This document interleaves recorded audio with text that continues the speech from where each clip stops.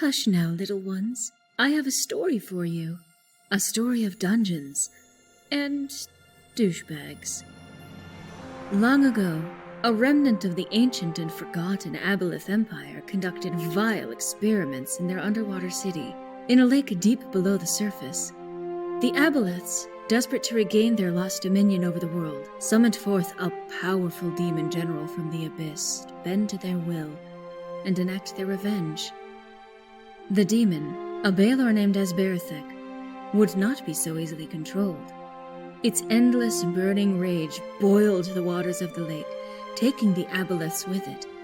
Now in control, Asberethek set about opening a gateway to the abyss, so that he may regain his demonic legion and lay siege to the surface world. However, the gods had other plans. Determined to protect their creations, they sent a Planetar, a powerful angelic warrior, to destroy the Balor and send it hurtling back to the abyss. The battle raged on for days, destroying all things in its wake. But the angel was no match for the ancient demon. Disarmed and grievously injured, the angel knew it could not defeat the Balor in combat. In a final act of holy retribution, the angel forged 7 divine seals to imprison the Balor within the cavernous depths forever. Now, thousands of years have passed, and a band of unlikely heroes ascend the slopes of Mount Ebott on a quest to rescue a stolen child. Kianan, the human wizard. Oh my. Lean, the halfling bard. Does anyone want to hear a song? Sybil, the dragonborn barbarian. I shall die with combat with your head on my wall. Valthiv, the lizardfolk cleric. Can't just watch me. And Fresh, the tabaxi rogue. Wow, is it just me or is that one shiny squirrel? These brave few have but a humble beginning in a much larger adventure.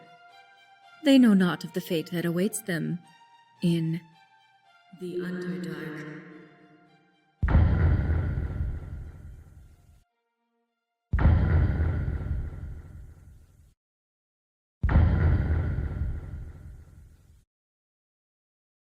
Last time, on Dungeons and Douchebags, our heroes came face to face with Toria, who seemed intent on eating them straight away. However, with some quick thinking, the team was able to convince her that they were not worth eating. Instead, they struck a bargain with her. Bring her a delicious, savory snail for her meal, and she will let them go. Exploring the caves, they indeed came across such a delicious morsel, and it wasn't going along without a fight.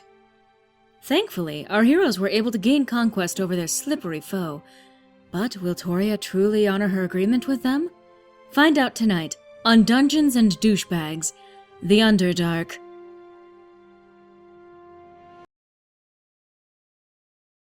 Welcome, everybody! Welcome to Dungeons and Douchebags, the Underdark campaign. I'm your Dungeon Master, Xander, and I'm joined here tonight by some of my lovely friends who are going to introduce themselves right now. Jojo! Hi guys, my name is Jojo. I'm going to be playing Sybil, the Dragonborn Barbarian, and, yeah. That's all she wrote. Yes. That's it. I'm Uprising Attorney. I'm going to be playing Lean, the halfling bard tonight. Always play her. I'm also Jojo.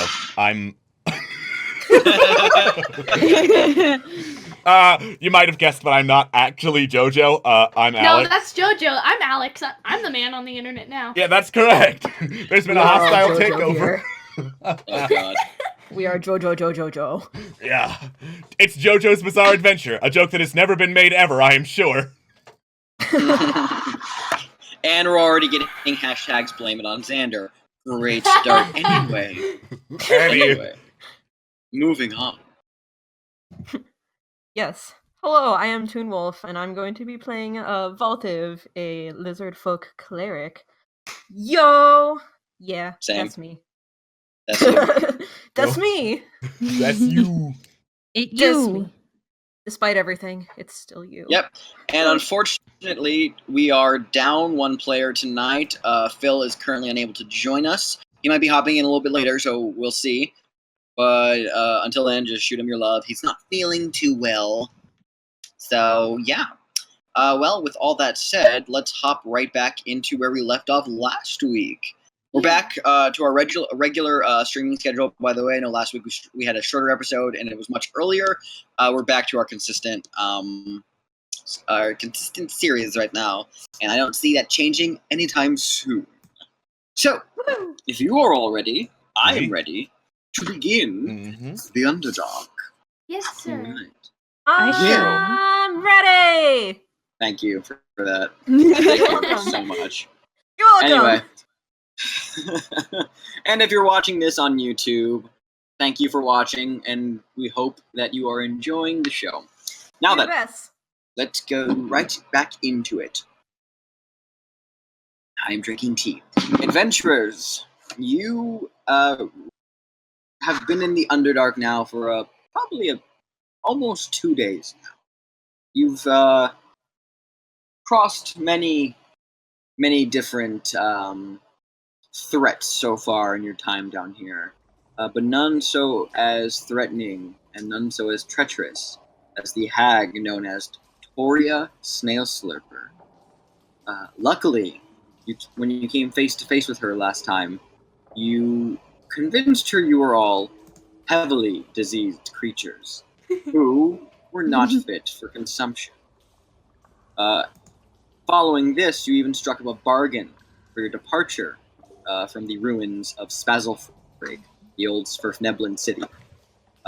For your freedom, in order to obtain your freedom, you all had to obtain a certain delicacy for the old mountain hag. A snail with a very colorful shell, who was rumored to live in the mine, Svirfneblin city. You guys went down there and hunted for a little bit before finding, indeed, a very large, colorfully shelled snail, huge in stature, about almost an 8-foot tall snail, with a wide, almost 5 feet wide as well, almost 10 actually, considering slug-like proportions. But nonetheless, you guys fought the snail, killed the snail, and are now preparing to take the snail back to Toria. There's only one slight problem. The shell itself weighs about 250 pounds. Woohoo! The rest of the slug is quite heavy as well. You guys have decided to roll it on its side. And just once more for posterity, let's throw up the old flail snail back on the screen. There you go. Beautiful. Aww. Cute. So for those of you I'm who gonna missed keep it it the in my first time, bathtub. here's a flail snail. It Yep, sure is. that's a flail It is snail. Gorgeous. It's a giant shell. snail with flail-like appendages, and it's great. It's so shiny. Everybody's rooting for the Toria voice. Let's get to that anyway. So, let's go ahead and transition you guys over to that map. You guys last were in the caves. So, Well, so adventurers, you have a dead snail at your feet. Yes, we do. And we were rolling it. we're Wonderful. rolling it. It's definitely a Seems heavy. multi-person job. It's less. It's who wants to help roll the snail? We were all doing it. We were all doing it. All of you. Yeah, we were all helping. Great. Yeah. Great. Fantastic. So, with Sybil taking the majority of the weight, it's largely Sybil, Kianan, and Valthiv and Fresh behind the snail, and Lean with these 4 fairly strong, maybe not as much, Kianan less so, fairly strong, tall humanoid individuals pushing the snail. You're kind of almost to the side a bit, just helping where you can, because as you are a halfling, it's definitely hard to find a place to push the snail when there's already a cluster of tall humanoids around it. Yeah, it's a little rough. So you resign yourself to do something better and actually guide the group ahead, acting somewhat as like the frontman for the group. Because if you can't push, you're gonna make sure at least you don't run into anything that's gonna damage the shell. Oh, that's smart. Yeah. Yeah, like hell, I can see around this goddamn shell. It's huge. Oh yeah, it's a large, shimmering, multi-hued shell that almost has like a thick kind of gloss on it. Like it shimmers, kind of like velvet almost, but like it's hard and solid to the touch, but refracts light in that very similar kind of way. So it's iridescent. pretty. Yeah, it's iridescent. Thank you. What a big word. It is, at first glance, it is kind of a bluish silver. But, as you move your head a little bit around it, other colors come out. Some bits of purple, some bits of, like, orange and red. It's all kind of swirling around within this shell. It's I love it. honestly beautiful. Yeah, it's great. You guys are going to head back up. It's probably going to take you maybe like an hour to get back to Toria's hut from here, especially if you guys are pushing a 250-pound, almost 300-pound snail. So, anyone want to do anything in particular, or you guys just move? I would like to. I think roll all we can. I would like to roll strength. I'm sorry to interrupt you, Lane, but I would like to roll strength to see, like, how much I could help, even though I'm taking most of the weight because I'm the biggest. Yeah, you know what? Sure. I'll ask everyone who's pushing it to roll a strength check. And Not a strength save, Jojo. Strength Oh, check. I'm sorry. So, yeah, well, it should be the exact same. Oh wait, except for the modifier, except for the proficiency rather. Keanan, yeah, you're pushing. Keanan, you stop. Sure are trying. You sure are pushing. I'm You're That was helping. not in character. Keanan, your arms were built for paperwork, not for pushing shells. And not a lot of paperwork either. No. Books are heavy, yeah. you guys. Yeah, Sybil. You being pushing it in Valthiv, you're actually surprisingly pushing it the most out of everyone. You're just like, oh yeah, I can't wait to get this shell up back to that hag. by shiny treasury things. Exactly. You're motivated by Shiny. That's a good band name. Motivated by Shiny, coming to a tavern near you. Oh yeah, That's this more is like a this is Talon pretty agent. much. Yeah, this is pretty much Tamatoa. So, great. Always been. Yeah, you guys begin pushing it.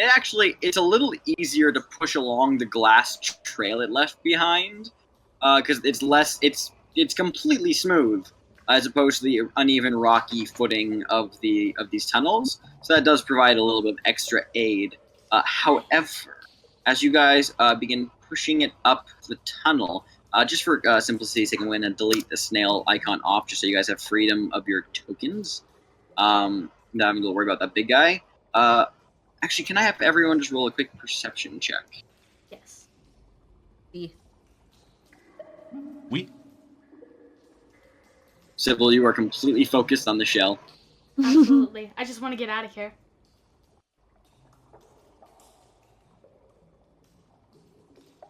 All right, so everyone but Sybil. You hear what sounds like a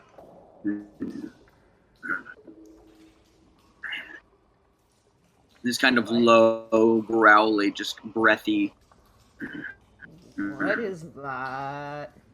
coming up from the tunnel. Oh God. Can we get some music in here? You have ambient Yep. cave sounds. we've got Really cave neat. noise. Yeah. You got cave noises, yes. Some ambient sound. So, it's coming up ahead from the tunnel, in the darkness up ahead. Did you guys hear that?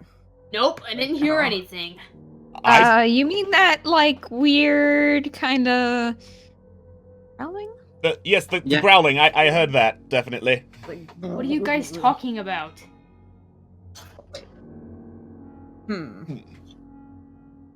See, Come on, would I get- be able to like take that like glowy crystal I took earlier and like throw it up ahead to like see if it'll like illuminate anything? Oh, Or yeah, I could- absolutely. I could do something better. I could just use dancing lights so you could save your crystal. Hey, that works too. Oh, generous. Is that what you want to do, Lean? All right. You summon your 4 floating little lights that just kind of bob gently in the air. Aw. What are you gonna do with them? Very carefully and slowly, move them up in the direction that we heard the sound. The gurgle. Mm-hmm. But I'm gonna try not to alert anything. Might Okay. be there. Okay. Can you, with an arrow on the map, show me how far? Well, where does this sound come from? It came from down the tunnel where you guys came from. We're following the mine track. Because you can up to 60 feet away. So how far is that from you right now? That's about. Okay, so that's like the threshold, like right about here. And it sheds light in its foot. Is that what it does? Yeah. Okay. Yep. Yeah, no, that'll do it. You send one of your little bobbing lights down the tunnel, following back up along the mine track. And you get it out to the edge of where you can send it, about 60 feet out. And at first you don't see anything. But then you hear that noise again, that low coming. And you see, stepping into the light, the bloated form of some humanoid shape clawed its way just past the radius of your light. It is, it's humanoid, bipedal, with wearing nothing but a scrappy bit of loincloth. Its skin is like almost like a stony with pointed ears and a sagging gullet. Its flesh is bloated in places, and its neck is rife with extra fat that just billows and hangs from beneath and kind of sways as it moves. Its arms and legs are covered with hair, and bits of stray, longish hair come out from its head. And it's bald on the top, but it comes out of the sides. Its mouth is like a bright red crimson with a trickle, very slow trickle of blood hanging from its lips. And looking up at its face are two smooth spots where the eyes should normally be. That is just slowly plodding its way down the cavern. Eesh. Ugh. Oh. Well, that's charming. What is And, that? and as it is walking, it just keeps. Is it heading for us? That It better just- be the it's- only it's- one. It's casually walking down, occasionally just. Well, I was asking in character, but sure. Well, I didn't give you an in-character answer. I know. I was asking my friends. Oh, Yeah. I was okay. Just don't move, okay? Just still. Are you Oh, guys yeah, trying to stealth? yes. Yes, but I'm preemptively I'm kind of holding my hand near my warhammer, just in case. Great, everybody make a stealth check if you want to be stealthy, and you may continue speaking if you wanted. All right. Civil. Kianan, is there any possible way that you could cast an illusion spell to make us not smell or disappear? Pretend to not be there? Well, I mean, there is, but I'm not seeing any eyes on that thing. I'm not sure if it would work. Maybe some sort of smell check, because that thing is really. I don't get scared, but it's making me disturbed. This thing probably runs on smell or sound. If it runs on sound, then maybe we should be quiet.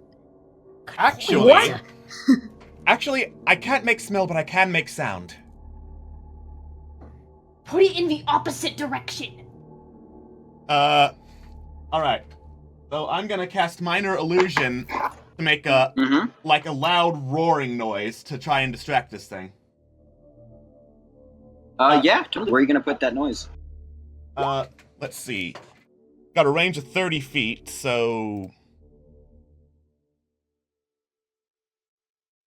30 feet from me. Yeah, no, I'm doing something else. Okay. Right about there where I pinged. Right about there, a loud roar. A loud roaring Right. sound, yes. Wonderful. Awesome. So as this creature begins to plod its way down, ever so slowly, occasionally sniffing the air, Cannon, you reach your hand out and just being utterly silent, just do the necessary hand motions to cast this spell. And coming from that spot right about there, Yep. What kind of roar? Dragon roar. Dragon roar. Wonderful. And you all hear this deep, bellowing, animalistic roar, like a very, very low chest and guttural, like a kind of like that gives out into that echoes within down that seems to echo around, and the creature sharply turns its head in that direction and stops moving. And after the sound goes away, it begins to move towards that spot, ever so carefully. Okay, guys, I think we need to move quiet. You don't say. Let's go. Yeah. Sounds like a plan to me. It reaches that spot and begins to just and begins sniffing. You all rolled your stealth checks. I need Lean, could you roll a stealth check for fresh, please? Yes. Oh god. I'm still a smelly boy. Oh, come on. I just rolled it. Okay. Alright, so I'll start, yeah. You guys begin to delicately pushing the snail, just ever so gently rolling it the cavern. And you guys get to about here, and you realize it's kind of uncomfortably close to this creature. But even at 5-10 feet away, it just stands there and kind of idly plods around this area, sniffing, walking up to one of these crystals, and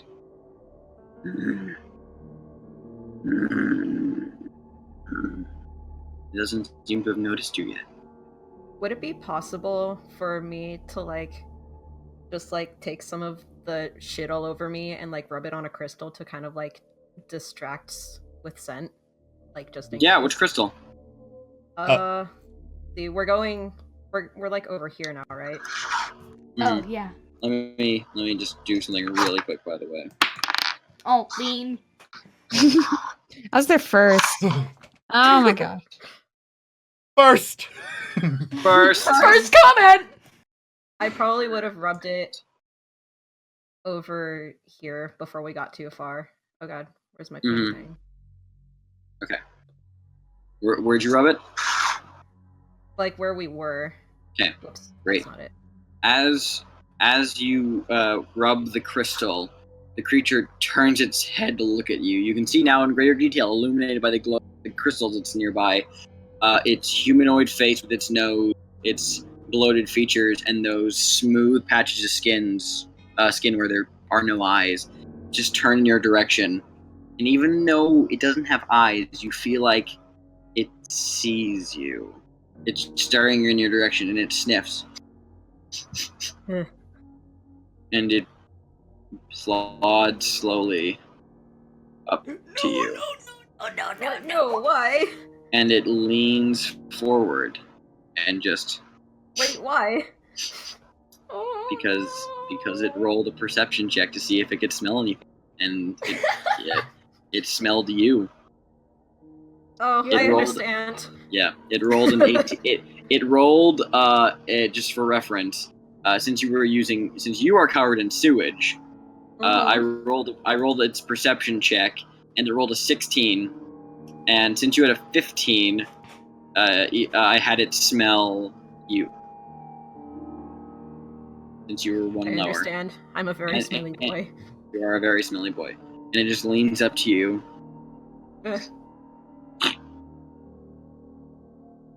And Just like in the trying light not to now, it's breathe. in the light you can see now that you had originally thought in the darkness was a dragging appendage. You now seeing it's holding a very gray, pale, bone that it's been covered with small spikes, That's promising. and it smells you, and it goes, opens its mouth, and I need everybody to roll initiative. Oh boy. I'm afraid. Hi, afraid. I'm Dad. I'm gonna fight you, okay? This is not a time. Oh my gosh, I All always right. do. Oh god damn it! Why do I always get Oh, such no. shitty rolls? It's the I always first to need to- dice. All right, It's just like so keeping That first So- initiative, I didn't do the click on my thing. it's fine. I don't keep track of it on the tokens anymore. Oh, okay. All right, so 25 to 20, No one.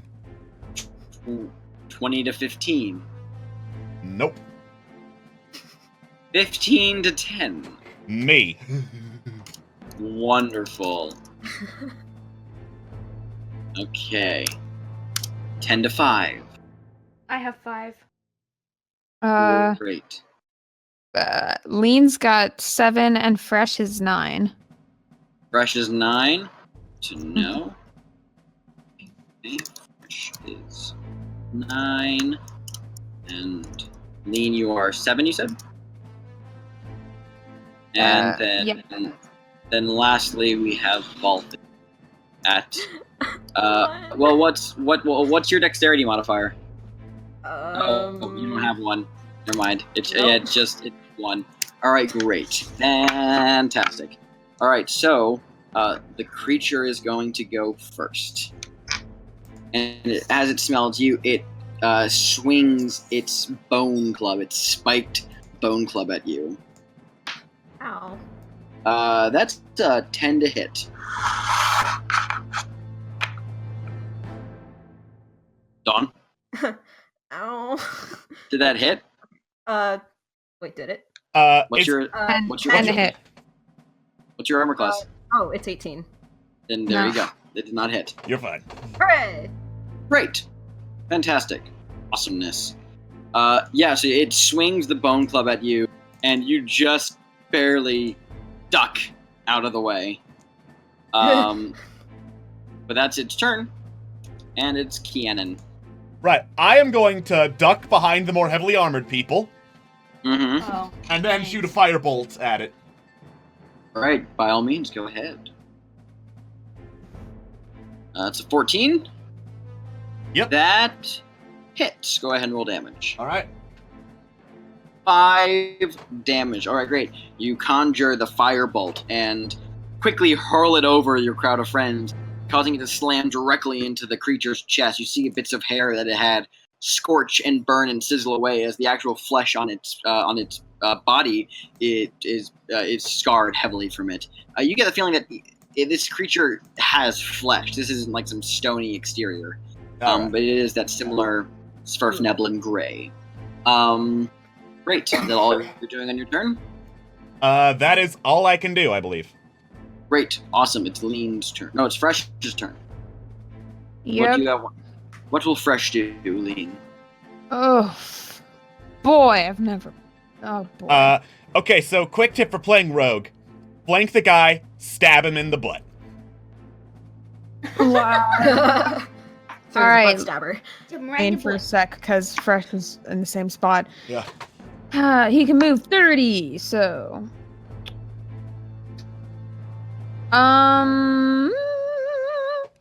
Yeah, I have a good enough AC that I'm gonna try and scooch past him, and I'm feeling pretty good. Actually, Cool, maybe cool. I'll just go. Maybe I'll go around and make it. If I make a really long trip, like if I go maybe here first, I don't know if I processed that, but if I go here first, go like here, is it like within the span of 2 turns? Is that going to be cool? It's not showing. Your movement isn't. Oh, yeah, no, that'll work. No, I see it now. I see what you're doing. Yep, that'll work. I mean, wait. You mean what? Wait, are you trying to get? You just trying to get around it? I mean, you can. Oh, I don't want to have him make an opportunity attack. He won't get if you moved like he. They only get opportunity attacks when you move out of their melee range. So if you went from like one of these spaces to go out here or something, then he'd get an opportunity attack. But if Fresh moved say to here and then don't move token, I got it. And then over to here, that wouldn't be an opportunity attack. Opportunity attacks only happen once you leave the 5-foot square. Yeah. Okay, he can go there. And okay. So it's up to you what you want to do. Okay. Great. And I'll just. Then this counts as an advantage roll with sneak attack damage. Oh. Yup. And One. roll again. 2. Alright, that hits. Roll damage. Alrighty. You can just click on the sword on the icon right I directly did, below the roll. I did that. Oh, it showed up. Wonderful. 5. Great. So following the shot of fire from Kianan, Fresh rushes around and quickly just whips out his rapier and pokes the guy in the butt. And the creature reels back, going like, "Rah!" So. I know I said that as a joke, but that is something Fresh would do in canon, so... Oh yeah. Yeah. It is. Now it's Lean's turn. Okay, you get to listen to more of me. Yay! I have really high AC now because I still have that mage armor. So, go up and hit him. Adam. Get him. Yeah, that definitely hits. Get him. Get him. Great. I mean, So following the creature's recoil from Fresh's butt stab, the creature lurches forward a bit, and you, with your quarter-7 hand, just bonk him on the head. And the creature goes down. Nice. Woo! Dead. Yeah, good job. bonk Hits the down. ground with a thud. I'm kind of sad I didn't get a hit in, but dude, thanks. Hey, process that. Yeah, man, thanks. Oh, yeah. Yeah. I took care of both Anyway. the flail snail and this guy. You are on fire.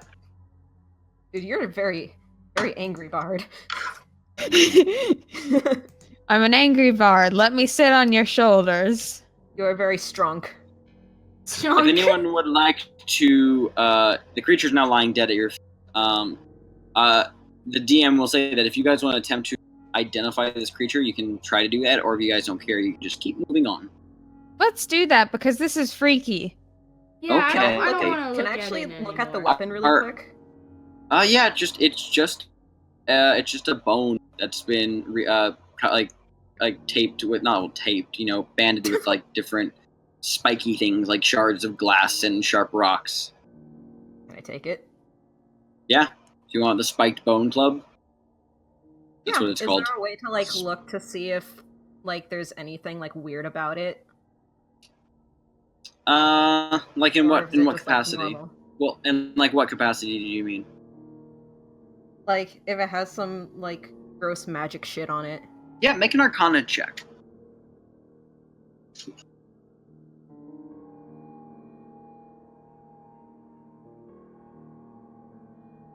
There doesn't seem to be anything inherently magical. Femur bone that was reinforced with spikes. Awesome. Yeah, I'm gonna Great. take that. Yeah, if anyone wants to, are any of you proficient in history? History? Oh.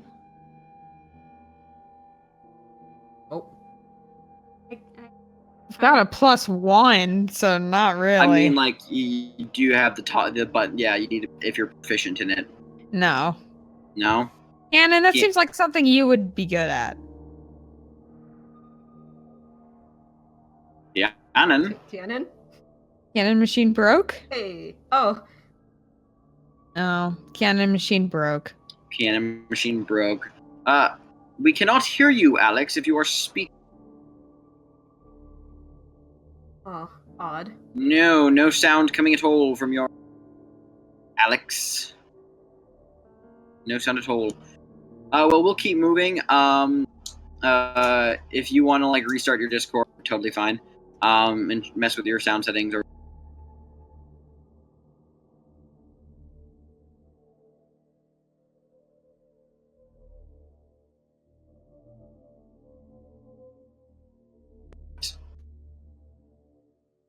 Fair enough. Alex, are you there? Oh no, Alex is just gone completely. Well, we're having some minor technical difficulties. Truth. But what's... That is weird. Oh, but now we can hear you. Hey. Oh, Yeah. There you are. there we are. Haha. Yeah, At the you expense okay? of no audio for stream. Huh. Okay, I think I see why, because my volume mixer is not responding. Does that mean there's no sound for stream right now? Huh. Oh, I can hear. There seems to be sounds on the stream. All right, cool. Well, Okay. let's keep moving. Alex, what I said was, Kianan, you have no idea what this creature is. I have no idea what this creature is. Are you serious? Well, Yes, I'm serious. Do you think I go down here regularly and can identify what the hell a big blind, fleshy thing is on sight? I don't know you personally. I don't know what your interests are. well, whatever it is, I hope that was the only one that crosses our path because like this thing was freaking gross. Wait, I'm just gonna take a quick peek at it just cause. Nah, I don't Okay. really know either. Nope, you I have actually- no idea. Can I Here's what roll I'll say: if you're not proficient in the history skill, you won't be able to figure out what it is. Even if you rolled really high, this is a matter of being proficient in history. And if I you're haven't not, hit the books. then you Yeah. can't make the roll. I am not either. I don't know. Oh, shit you're about not. history. Oh, then you have no idea. Then you have no idea anyway. None of you have ever been to the Underdark. So none of you know what kind of things lurk down here other than encountered. I sail the high seas. So- I have no business being underground. Exactly. this is the ultimate form of landlubbing. Mm. Because there's literally land on all sides. And loving. And loving. Well, So not you that guys, slightly, no worse for wear really. That was a quick little hindrance. You guys begin pushing the snail back up the trail. And in this task, you will not fail. Woo! I'm trying. Anyway, so If you try, you'll Yeah. surely prevail. exactly. I hate you. Yeah. All right, so moving along, you guys take the snail, eventually getting back to Spazzlefrigg, rolling the snail through the old ruined streets, eventually pulling up on the exterior of Toria's tree, that big, dead, black, oak-like tree with the sprawling, twisting roots that are within the ruined building. And you just chill. And after with thinking maybe we should announce ourselves, the doors swing open and Toria steps out in her large, hideous glory, clasps her razor-sharp clawed hands together and goes, "Oh, marvelous! Absolutely splendid!" Yes, indeed. It. Yeah, We found it. Sure You is. did it! I must say, We did. I'm so proud of all of you. You surpassed my expectations. Please, bring it in. Bring it in. Let's get it ready for consumption. And she heads back inside. Is it gonna fit through the door? Oh, yeah, no. The doors to Toria's tree are quite large to accommodate the hag, large enough to fit this snail as well. All right. Yep, you guys managed to Fantastic. push the snail up the few stone steps leading up to the door and push it into her hut, and in an instant, Toria just runs up to you, grabs the snail, and just drags it back towards the other end of the room, where you watch kind of it's a gruesome sight as she grips her iron razor sharp claws with one hand underneath the snail shell, the other hand holding the bottom belly of the slug, and rips the shell from the snail's body. And you see her holding the shell, gently caressing it and smiling her wicked, evil smile, and goes, "Lovely, magnificent, it's perfect." And she just gently, delicately puts it aside her chair. She walks up now to the slimy, shell-less corpse of the snail, just lifts up her arms, and it does the equivalent of a slam dunk into the cauldron with its slug body.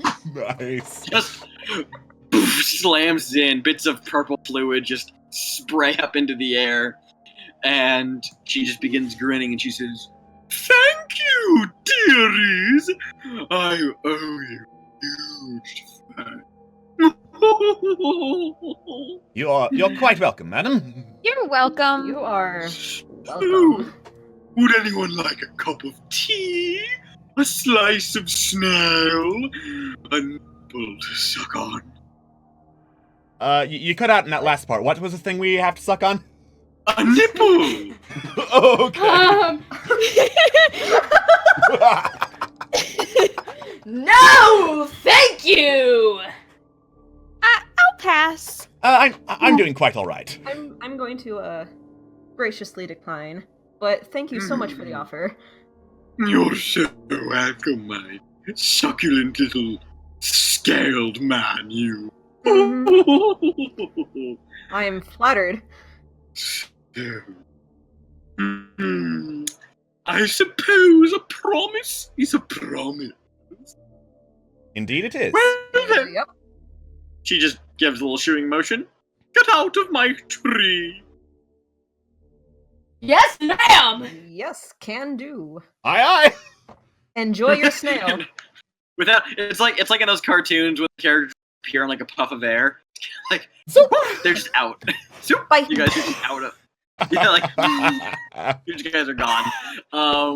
And the tree, you see as you guys leave, the earth shakes a little, and you watch as the roots of the tree slowly, with a slight creaking sound, like a soft moaning, like they begin to move, and you watch as all the roots of the tree lift the stem of the tree up, the trunk rather, almost like a multi-legged creature, slowly gets up onto all of these root, kind of like these leg-like roots, and the tree begins to move on its own accord. You see the roots climbing out of the ruins of the building as the entire tree moves. Look up at the branches, and dozens of gnome skeletons hanging on the branches sway and rock as the tree begins to shake and step away from the ruins, eventually settling itself down a good maybe 20 feet away from the building. And you hear Toria say, "Too long! Thanks for coming." You see now that the tree was literally sitting on a large, sitting in front of rather, a large carved tunnel that extends out of the cavern towards what seems to be a large double door. All right. Oh. So, Eh. as is tradition, let's investigate the door to make sure it's not trapped. Of Totally. course. I guess. Gotta thoroughly investigate every door. Totally. The door seems all right. Yeah, Valthiv, you're between all of you. The door seems pretty all right. This is an old stone door that seems to actually serve as like it's ornate enough and carved with symmetrical patterns. You get the idea that there's an entrance or perhaps an exit of some kind. All right. Well, might as well move forward at this point. Yep. Mm-hmm. Door's fine. And as you guys give the stone push, they slowly slide over, grating across the floors, that kind of like that low. And as you guys are beginning to make your way to exit finally leave the ruins of Spazzlefrigg. You guys hear, coming from Toria's hut, or her tree, the old mountain hag slowly begins to speak in a kind of rhythmic, sing-songy pattern that echoes as you guys leave. You hear her say, "The deeper you go, the sooner you'll know. The underground's rife with strife and woe. Beware the land of ice and snow. The eye will watch you as you go. Deeper is the fungal glow, with water too deadly for boat to row. The heat and hate of the volcano, where stone melts into the magma flow. The deeper you go, the sooner you'll know. All should fear the beast below." Intriguing. And with that, her voice echoes out into the cavernous nothing as the doors close behind you. And you are out. Lovely song. Well, You've now left. give some snaps for the beat poetry there. Exactly.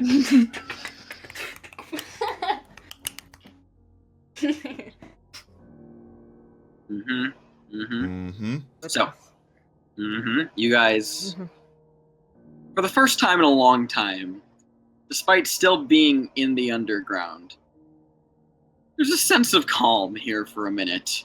It's almost as if going through that door, you stepped past the threshold of the sheer malevolence that Toria seems to bring with her. And despite only being feet away from where she was previously, from where Spazzlefrigg was previously, all is quiet. It's a perfect, still silence. And you guys, after a minute of appreciating this, begin to move away. Begin following the tunnel that leads from the door down. And it is carved out from stone. This is not a natural cavern. This is architecture.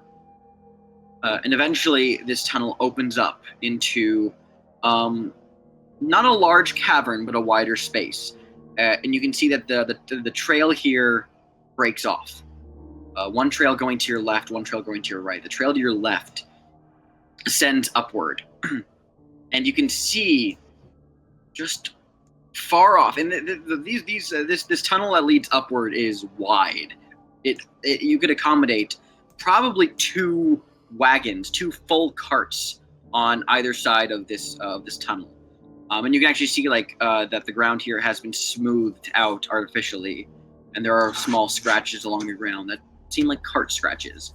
And just at the edge of your vision, a small pinprick, you can see at the end of that lefternmost tunnel, sunlight. It seems that tunnel leads back to the surface. To your right, the tunnel is less of this open artificial space, and it is actually, it looks like it was once a simple, just a small vacant space, a small crack in the mountain that has since been torn apart. You can see bits of rubble and stone lying in front of it, as it is opened up to a very tight, very narrow tunnel that just leads deeper down. Yeah. Yeah. Yeah. Yeah. Yeah. Yeah. Yeah. What will you guys do?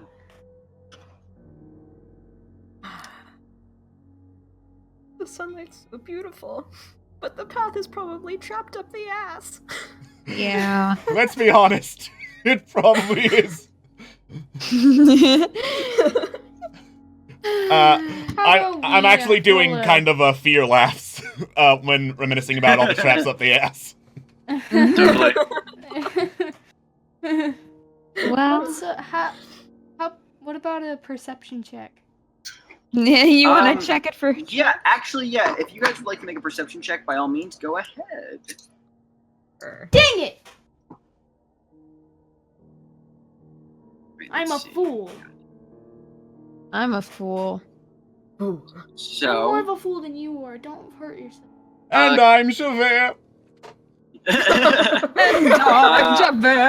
Kianan, you're looking up at the tunnel ahead, and towards sunlight, and nothing strikes you as odd. Like I said, everything's like almost just serenely quiet here. It's very off-putting.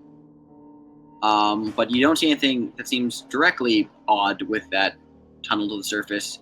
Valthiv, you're not paying attention to the tunnel, actually, because something shiny catches your eye. Of course it does. Mm-hmm. Standing towards, not in front of that right tunnel, but and not quite in the. It's kind of between the center of where you guys are now and that rightmost tunnel. You see a small glinting object lying on the ground, and you walk over to it, and it is a small jeweled brooch that is shaped like a spider with webbing around it. Pretty. The webbing and the spider is inlaid with silver, and there are a small pair of purple gemstones that are inlaid into it. Is it cursed? You don't know. Is there a way I could find out? You could try make an Arcana check. You could introduce it to the group so we can try too. Yeah. Like, guys, I found this really pretty thing, but I don't know if it's actually safe, because so far, with our luck, this shit's cursed.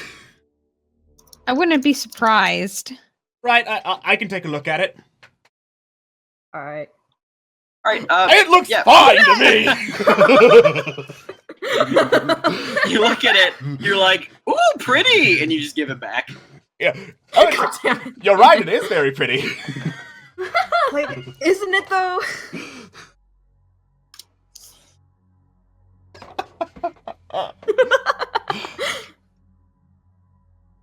Sex. I'm just shaking my head still. Okay, so Valthiv and Lean, you guys look over it. It doesn't there doesn't seem to be any arcane marks on it. There's no runes, there's no symbols, there's no glyphs. This just seems to be a brooch. You don't notice anything inherently magical about it on the surface. Well, alright. Well, maybe it'll turn us into a spider if we put it on. Anything deeper would require like a detect magic or an identify spell. Okay. Yeah, or like short rest, because I think you can spend that time identifying it. I think that's only if it's attunement based, but let me double check real quick. All right. So in the meantime, while we're looking up rules, how's the chat doing? Well, okay, so actually everyone except for Kianan, because Kianan rolled a natural 1. I'm gonna say that this falls into everyone make a religion check real quick. Okay. All right. Except for Kianan, because Kianan is staring at the sunlight, thinking nothing of this brooch. Oh, pretty. Okay. I'm making Oddly- one for Fresh too, Oh yeah, go ahead. even though he sucks. at Sybil. religion. Everyone else is kind of confounded over this brooch, and you just give a quick little glance, and you recognize it. Oh, that's the symbol of the Spider Queen Lowelith. You just know that. You're just like, oh, that's the symbol of the Demon Queen of Spiders, Oh, also guys. known as the patron goddess of the Drow. Oh. Oh, Hey guys, that's actually from, what is it called again? Lolith. the spider. That's actually a You- symbol you- for Lolith, the Spider Queen. Yeah, she is known as she's known in many circles as the Demon Queen of Spiders. Also known as the Demon Queen of Spiders. Oh. Sounds fancy. Not really, it's actually Um, terrifying. Yeah, and that even you can, and all that rings a chord with you. Less so for the religious implication, more like, oh, this belonged to a drow, And that's important for you guys, because you guys are hunting drow. We're on the right Mhm. track Yeah, then. we are down here for a reason. Mm. Well, alright So- then. What are you guys going to dropped do? by someone. I'm gonna hold on to this thing, seeing as Yeah. it's so far not cursed. And Mhm. it's fucking beautiful. Okay, totally. All right. Do you think if we went up to the surface, we would be able to get back down through the same tunnel? Well, Is that Cannon? Is that you asking the DM or Cannon asking the party? That is me asking. Well, as the DM, you're probably not going to give me an answer, so Yeah, that's fair. yeah, You didn't do your Cannon accent, so I'm like, oh, you're asking your players then, rather. yeah. I'm you asking the guys. players rather than the characters. Gotcha. Yeah. Talk amongst yourselves, Okay. guys. I'll be over here writing shit down. Okay. okay, I mean, I think that if we like have if we, I don't see why the tunnel would close. Right. Crazy weird avalanche. You mean like the That's crazy fine. weird avalanche that got us down here? Just a reminder, by the way, for anyone who's watching and people in the stream currently who might be wondering, what's a drow? I would like to just quickly elaborate on that just real quickly. A drow is also known as a dark elf, and they are also the people in the D&D Bags trailer and in our intro. They are the race that is responsible for the kidnapping of children on the surface world. And that's who they and the drow are, like the drow raiding parties were what the party was originally tracking down before falling into the Underdark. So, continue.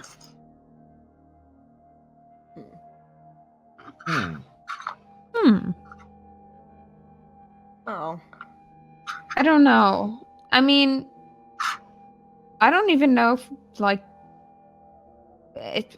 it'd be difficult to even tell. Like, we might go out on that mountain and be on the complete other side of it. Right. Which Possibly. would suck. Sunlight's so beautiful, though. It is very, very beautiful. It hurts my But I eyes from did find the staring at it pendant too closer long. to the other tunnel. Yeah. But is the other tunnel trapped? Oh, That's a good question. very good We question. haven't even looked at the other tunnel. We haven't checked the other tunnel. Not yet. You want to check the other tunnel? Yeah. Sure, let's I'll check do the other it. tunnel. Oh. Wow. Looks fine to me. Sybil, without even hesitation, just begins heading in the direction of that tunnel and just heads into it. Oh yeah, absolutely. Well, So can you stop? What? It looks fine. Come on. Stop being wusses. Here. No. I have a treat for you, Sybil. Sybil. Sybil, I have a treat. I have candy. I have butterscotch. Are you bargaining Yeah. the tribal dragonborn Yeah. with treats? yeah. Alright. How do I Cannon, tell if she's bullshitting? you don't have. No, I do have it. You saw me get it. Cannon, you Or fresh. in general just don't have a good feeling about any of this still. You don't seem to detect anything that seems wrong about this tunnel. So what else Well- is new? Nothing feels right. Nothing feels right in this place. Everything is awful. Mhm. Everything is awful. Oh.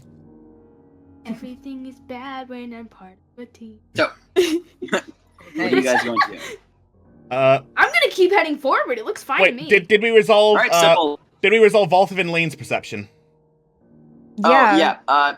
Nothing seems outwardly wrong about or trapped about this tunnel. Hmm. In thine face. All right. I mean, I guess it's okay, but do we want to go this way? I guess if we really want to keep going on this quest, sure, we're bound to, but I'm always we uncomfortable might with going more underground. we just might get stuck here and we might not ever get out. And dawn on me that, the severity of this. Right, What I but thought. if we leave and we can't get back in, what's going to happen to the children that are lost? You don't know. Think of the children! You don't know what's happened to them already. Well,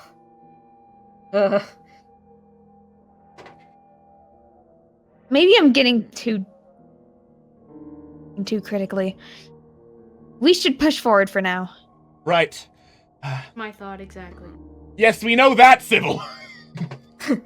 God damn it, Sybil.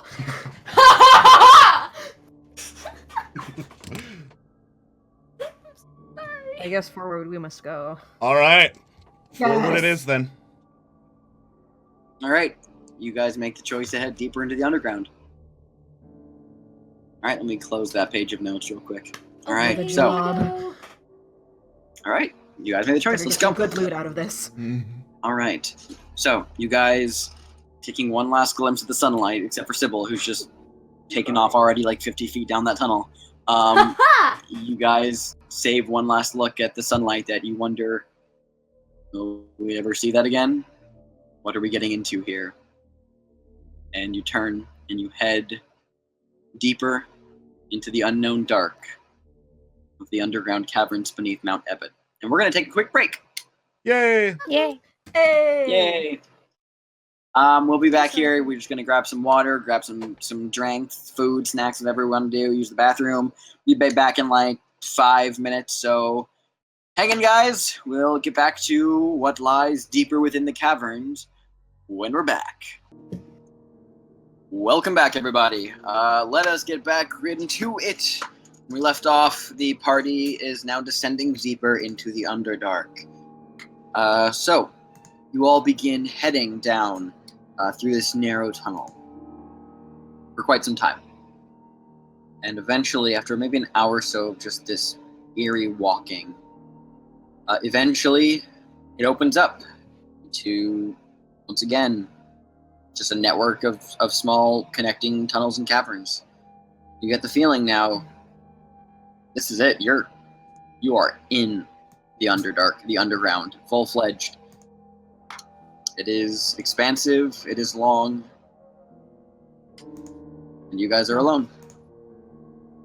This is it, I guess. Well, it looks dark, dreary, and I don't like anything here. Must be business as More usual. of this. At least we have each other. At least there is that, yes. I guess. Yes. Alright. I'm just kidding. I Well. love you guys. Mhm. Well, team, Y'all are a good crew. Yeah. I won't kill that's you. nice. Let's head on. All right. Alright. Let's go. Since the path branches out here into just the Underdark is a sprawling, vast complex of interconnected tunnels and caverns. I would like someone to be the leader of the party, preferably someone who is proficient in survival. Me. I can do it. You are? You're proficient in survival? Oh, no, I'm not. That's fine. Is anyone proficient in survival? Fresh is, but Fresh. Do you Yikes. want Fresh to lead the party? Is anyone else proficient before I make him do that? I am not. I don't know if you're proficient. Yikes. Okay, well, rip. Just Rip and- leading. Rip and pasta. Make a survival Rip, check. rip in paws. Like paws. Pasta. You're trying too hard. Anyway, make a survival check. No. No. I'm going. I'm grieving No for worries, yeah. myself. No. Okay. All right. So, Fresh takes the lead, using his feline intuition, begin heading you guys deeper into the Underdark. Heading forth, licking everything on the way. You guys are going to be down here for probably a day of sheer traveling. Yikes. He's going to be licking the ground for a whole day. Let me make some quick rolls real quick. Hold on. God.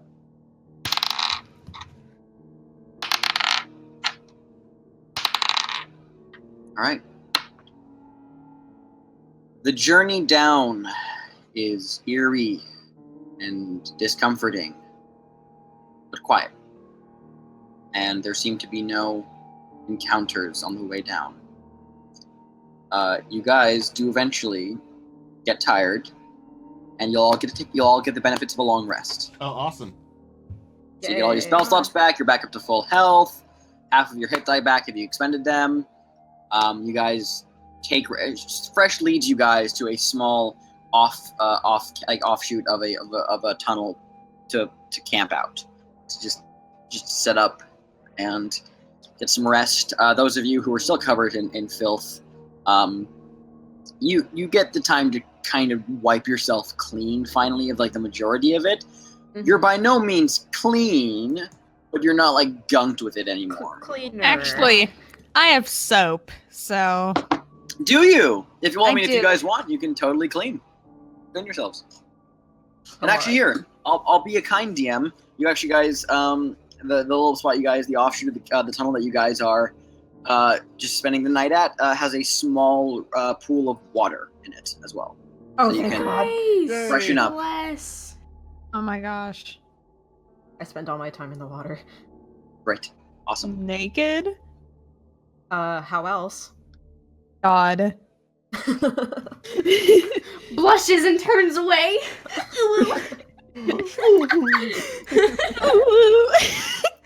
Oh Oh my goodness. Oh my god. Immediately regretting the decision to put the water there. Valthiv bathing in full glory. Heck yeah. All right, fan artists, you know what to do.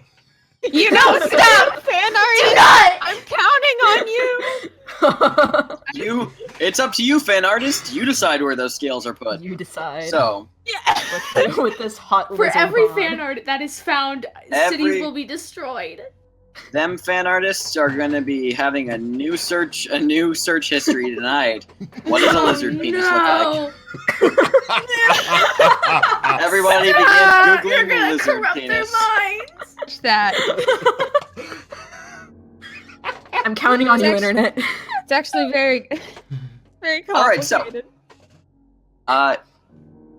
are you guys just going to rest, or what are you guys gonna do?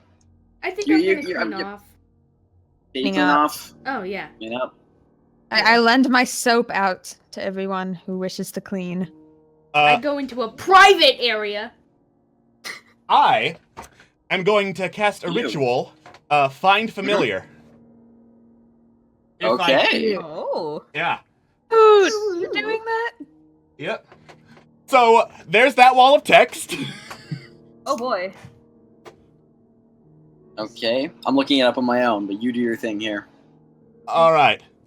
You have to So pick a What frog. are you? So, basic. It's, So, I is am. it a? So I am going to summon ahead. my familiar in the form of a red panda. Of course. Oh, obviously. Honestly, why not? Is it celestial, fae, or fiend? Celestial. A celestial red panda. Because they are heavenly. Bless the red panda. He is Alright. blessed. I can You actually dedicate your bless that red time panda. to summon forth this familiar, this spirit that takes the corporeal form of a red panda. And what is the name of your familiar? I'm going to name him Hobart. Aww, Hobart. Hobart. My heart is hurting. All right, great. Alex, send me the stats for a red panda whenever you can. All right, I think I sent them to you earlier. I will resend. Long time ago. Yeah, please do that. Thank you. It's just Lean wants to be near Hobart like constantly. She All right. loves him. Great. All right, so you all sleep and awake. No idea of the time. You all just sleep until you all wake up, and you're not sure what the surface is right now. You have no means of discerning daylight, moonlight, any of that. Fresh is going to continue to lead you guys down. All right. And as you guys begin going down your current tunnel, a chill wind rushes through the tunnel past you guys. A blast of just cold air just howls through the tunnels. All right. Okay. Wait, just to clarify, I did end up putting my clothes back on before we left. Good. Good to know. I would hope so. Yeah. Good to know. Good to know. But also, just like, where did that wind come from? Like, what? Oh. What? Why is there wind this far underground? Yeah, That what? concerns Doesn't the me. wind? I don't like that. I thought that the wind came from the earth rotating, and how does that coming? I don't know. Obviously, the wind comes from air elementals. Don't you know anything? Right, I'm stupid. I don't know. I'm just gonna chalk it down to some weird shit magic. Honestly, the DM is tempted to make this world flat just to prove you wrong, Lean. No, that's mean. Yeah. If you do, can we meet the turtle that it's on the back of? Yes. We need to do that. Anyway, we're digressing. All right. Yep. Anyway. It's Mhm. probably just like, you know, some drafts from like maybe an underground river. That's actually a pretty good point. Let's go check it out. Yeah. Whatever you say, I'm down. Great. You guys just begin casually heading forth, and as you're walking, occasionally the wind blows past again, and the air begins to steadily get colder and colder. It's already pretty chilly just because it's underground and everything, but the air is starting to take on a distinct difference in temperature. The temperature is dropping as you continue along. And it's bearable. It causes some of the redness to come to you guys' faces. For those of you who do not have scales, or Just fur. two of us. Yeah, it's just literally just two of you. Is Hobart doing all right? Hobart's doing just fine, just chilling on your shoulders. All right. Awesome. He's got the floof. Oh boy. I love Doing a him. floof. And then the wind stops becoming like an occasional thing, and as you keep going, there's just this occasional omnipresent, steady wind that just passes by in your direction that carries this chill. It's not powerful, I think. It's just this light. It just drifts along. All right. Aren't me and Valthiv cold-blooded? Yeah, you two are. I mean, it's not So terrible for we you could guys. be like, It's cold. I don't You guys want aren't a like- sweater. You guys aren't like you guys aren't like resistant to cold, but like you guys are fine. I mean, all of you guys are doing fine. It's not unbearable. Good. It's like akin to it's just akin to like a late autumn kind of breeze at this point. Aw. So it carries Aw, how it carries that like, you know, that early preface to winter kind of chill. My favorite kind of. All right, and you guys keep heading down. Everyone make a perception check for me real quick. All right. Gotcha. One for fresh too, or not? One for Fresh too, especially because he's Jesus. leading the party.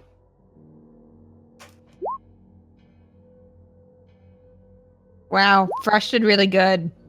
Good That job, was fresh as that 20. Wow. Nice, Fresh. You're really contributing a whole lot here. Yeah. And Keanu? I did roll. Roll? That's the 19. Oh, awesome, great. Yeah. So it's actually only Keanu and Fresh who see this. Everyone else just kind of idly mind their own business. The tunnels. He's been kind of like leading you guys on instinct down these tunnels, and the tunnel. There's a branch of like 4 tunnels up ahead. And Fresh and Keanu, you see that there's a small flicker of light. Very, very, very, just a very almost unnoticeable flicker down one of the tunnels. Just very, very faint, almost completely undetectable. But you guys caught sight of it. And oddly enough, it is the tunnel that seems to be the source of the wind. There's light down that way. There is? Yes. Light, you say? Well, we should go that way, huh? Yeah, you don't say. Let's go. All right. It Down. looks, distinctly to Fresh and Yukin, it does look like the flicker of firelight. It's fire. Fire's down that way. Fire? Yeah, that's Why where the would light's fire coming from. be causing cold? That Wait a seems, minute. That means that. Doesn't that mean there's someone here? Quite possibly. Hmm. And if they're friendly. I mean, and if they're not. I just point to Hobart and say, who wouldn't be friendly when you look at this? You know what? You're so right. That's Accurate. fair enough. So, Should we head what are you guys forth? doing? I'm gonna go towards the fire. Yeah, investigate the fire. Absolutely. All right, you guys are just walking up to it? Yeah. Mhm. Cool. So you guys begin. Who's leading, by the way? I'll do it. Sybil? All right, great. Great, cool. Sybil, you turn as you approach this tunnel where the light has since that brief flicker has since faded away, so it's no longer there. It seems like that fire has moved, and as you approach that entrance to that tunnel, a sharp gust of wind comes out for the first time. It really hits you. This distinct ice cold blast of wind comes out, and it is chilling.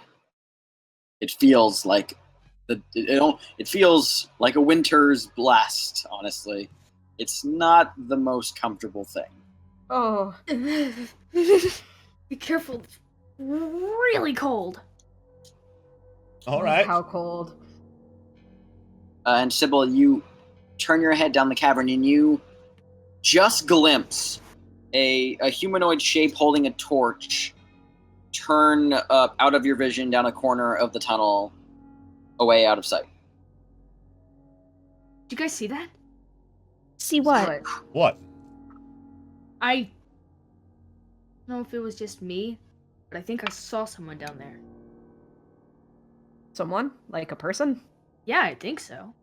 It looked like a person, and it moves like a person, so it might as well be a person. But where Well, are do you they think now? they might be a threat? I don't know. Let's find out. Well, I suppose. They were also holding a torch, so be careful. So keep an eye out for a torch or something. All right. Maybe they know something if they are a person. Oh yeah. Cool. Cool. Cool. Who's going? Chill. Who's leading rather? Once again, I'll take the lead this time. Great. Are you just following after? Yeah. Great. You should begin walking down. And the tunnel kind of curves at this point. It gets a little narrow and then opens up at random intervals. And for a long time, you're just kind of following along, only catching the barest glimpse of the fire occasionally, as a glimpse of the light rather, as you go. Quick, just make me a quick survival check for me, just real quick, Okay. just for funsies. You're fine. But you do eventually, the tunnel opens up a little bit wider than it was. Previously, you guys had to be like single file for a very long time, but eventually it does open back up, and you can see that you see about, I'm going to say, maybe like 50, 60 feet away. There is a humanoid figure clad in what looks like to be scale mail armor. No, wait, not scale mail. A chain shirt, not scale mail. I was looking at the wrong one. Wearing a chain shirt armor and holding a torch in one hand, and at their side, strapped to their side, is a short sword in its scabbard and a hand crossbow strapped on its other side. Just kind of standing there. Its back is to you. Make a perception check for me if you're at the lead of the party. Okay. I am not good tonight. It's somewhat silhouetted by the firelight, so it's very hard to make out details. It seems male in stature. That's just standing there. But the weird thing is, it has gotten significantly colder at this point. And you can see that up ahead, the stone of the tunnel meets with what looks like snow, ice. You change the map. Put your token down here, Sybil. Yeah, you can see, and since Sybil's at the front of the group, I'm going to leave Sybil there for now. The rest of you can say you want to be put down when you feel like it. All right. Just standing there, holding the torch, just looking, not in your direction, just standing there idly. But yeah, you can see that up ahead, the tunnel transitions from the stone of the underground to be coated with ice and snow. Nice. And Guys, little there's- bits of snow occasionally fly by on the wind at this point. Okay. Guys, there's snow up there. Really? What? It's like freaking Like, ice. It's snowy. real How snow? is it snowing down here? Like There's real also- snow? Like not like fake snow? It's not the stuff from Home Depot. It's legit. What is a Home Depot? I'm not sure. I have a feeling that that the fire spells are gonna be good here. Most likely. There's also the same guy that I saw a little bit ago. Where? He's just up there. Standing menacingly. Standing there.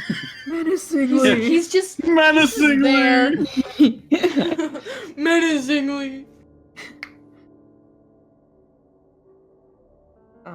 You doing anything?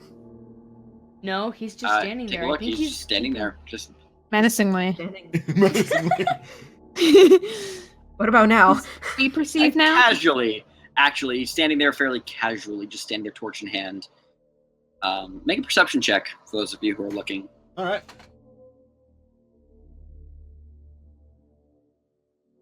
I suck. Me too.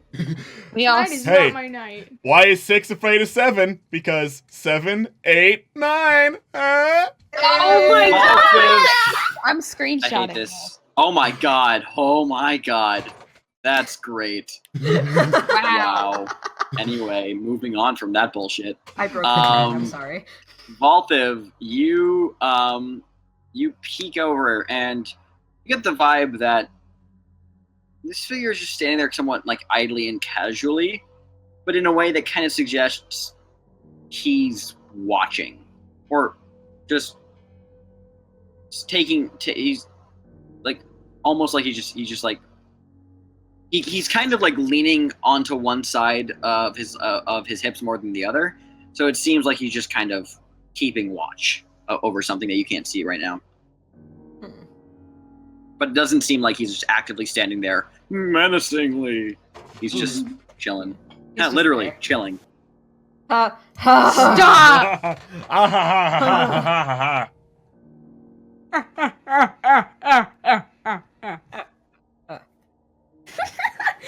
Yep.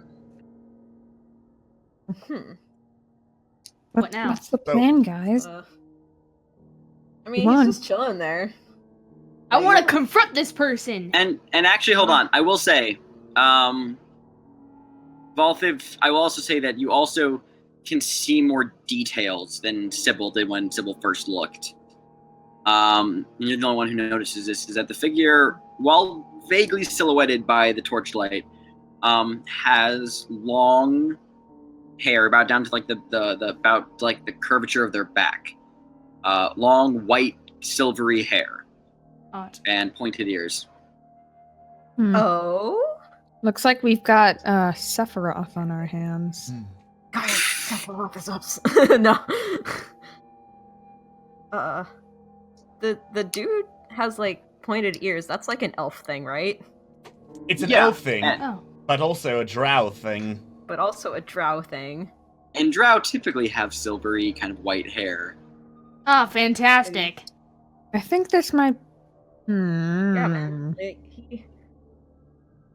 I'm seeing some shit that says he's a drow. He has like long silvery hair and some pointy ears going on. Oh yeah. How would you all like to arrange yourself in this space, by the way? You, like, who wants to be where? I'll probably be like next to Sybil at this point. Yeah. All right. You have Okay. Yeah. yeah, Cannon? Valthiv has the best eye. Yeah, put me behind Valthiv. Just put me wherever. Like behind. you- Well, not wherever. Directly in behind- front of him. Put me in front of everybody. How's it going? Hey, pal. Okay, cool. Hey, And buddy, I'll say, hey, for pal? simplicity, Fresh is with you guys as well. All right. Yeah. So, what are you guys doing? I think he should go confront, or at least calmly. Yeah. At Go least go somewhat talk. get his attention, but don't startle him. Go talk to this guy. Yes. Dang it! I wanted to go up and just knock him out. When you want to go butt stab him. No. Yes, it's not absolutely. No. No. Butt stab him. No butt stabbing. Not No now. butt You can stabbing. butt stab him if Why? he's hostile. Hostile butt stabbing. Be friendly for right now.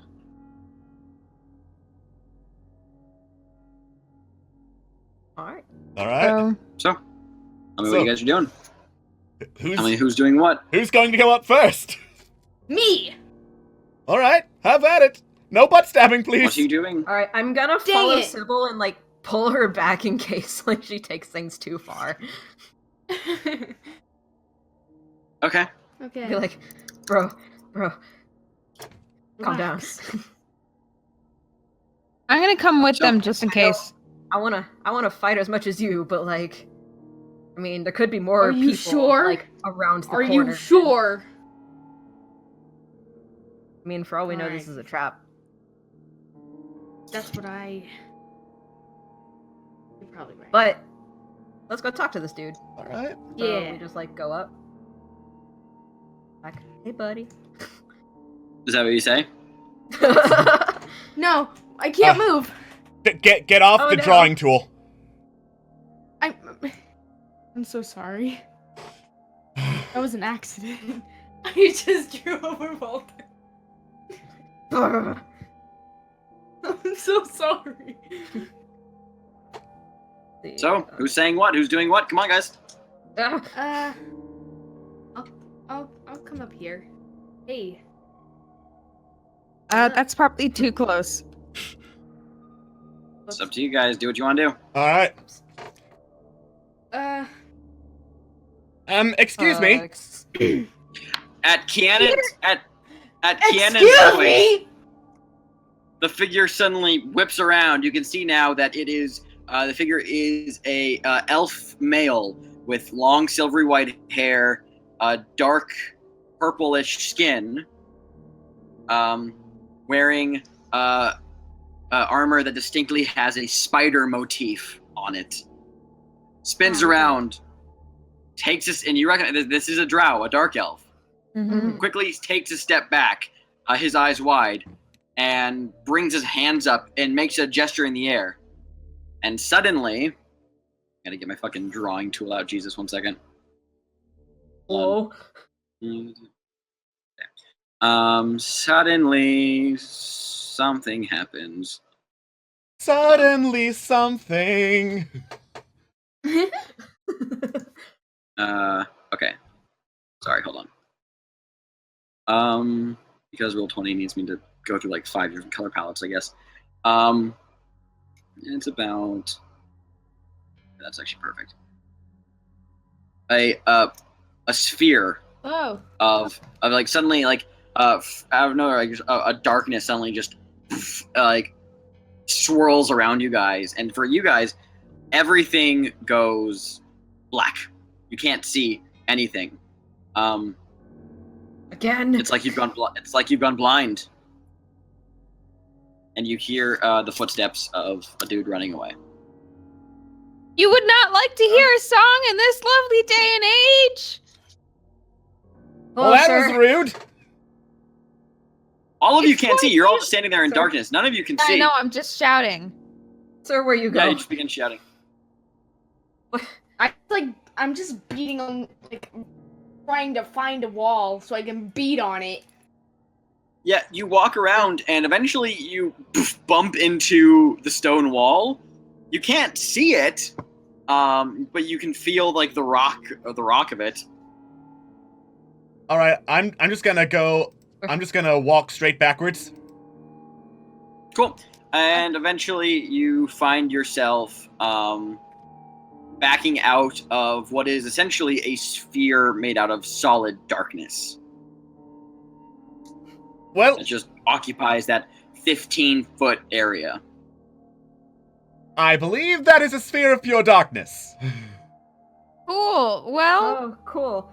I'm just gonna like reach my like hands out and try to like find someone. Yeah, I'm just gonna like kind of Okay. like reach out, find a wall, and then follow it forward. Great. So Uh,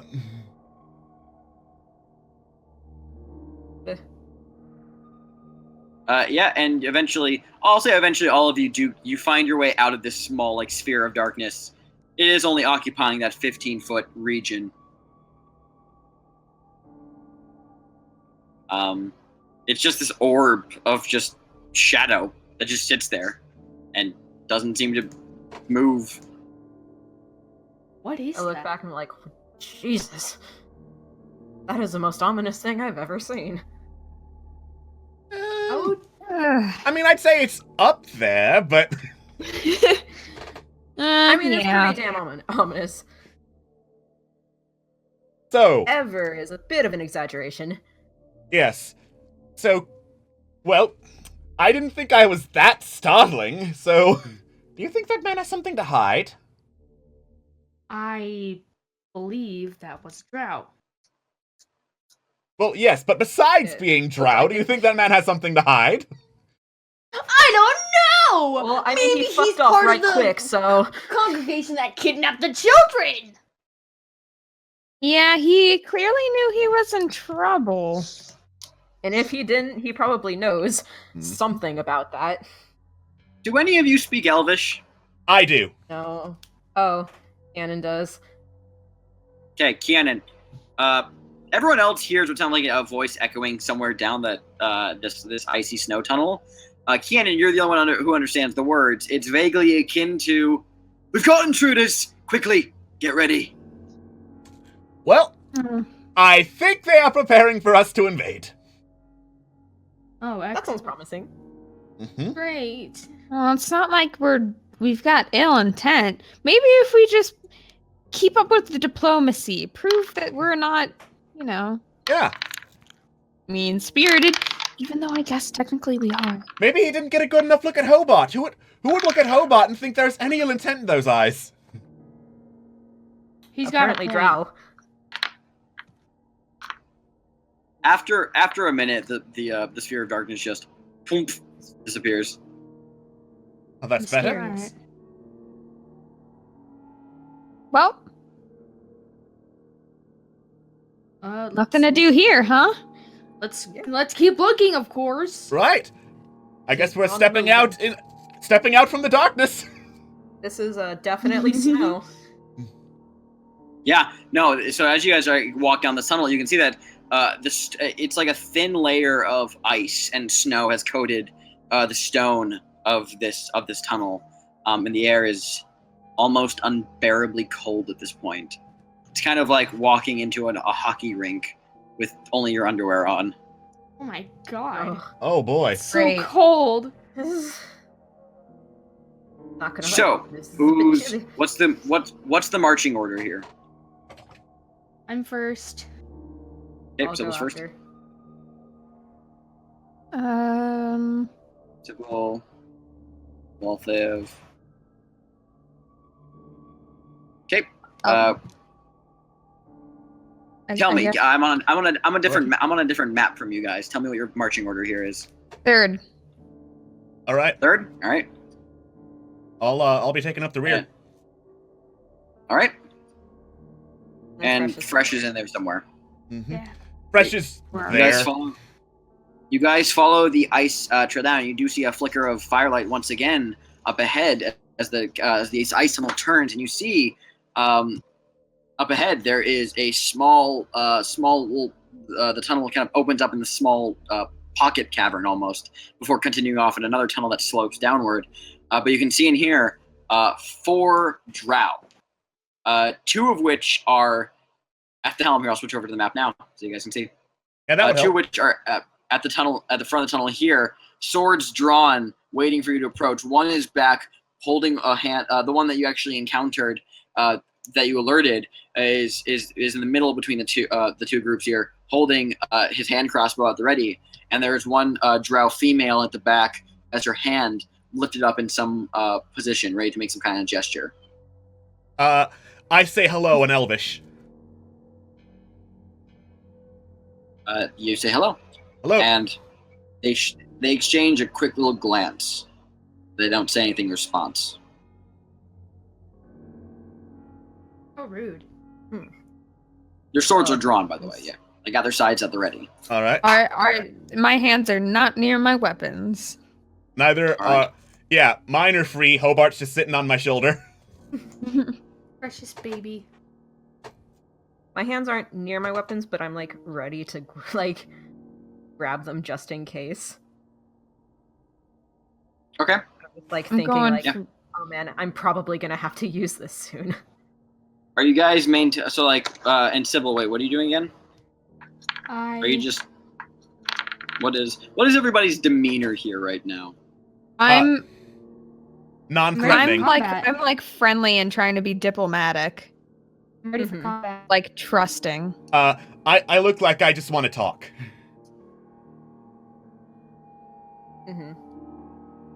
I'm just like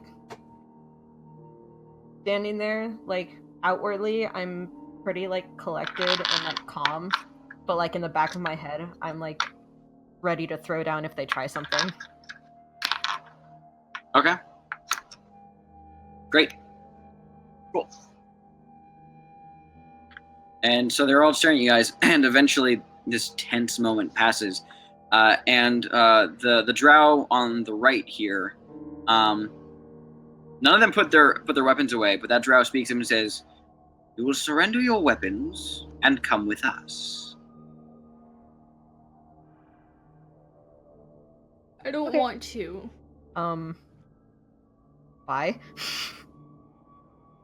You will surrender your weapons and you will come with us, or else we will take you by force. Is that clear? You can have my spiky bone.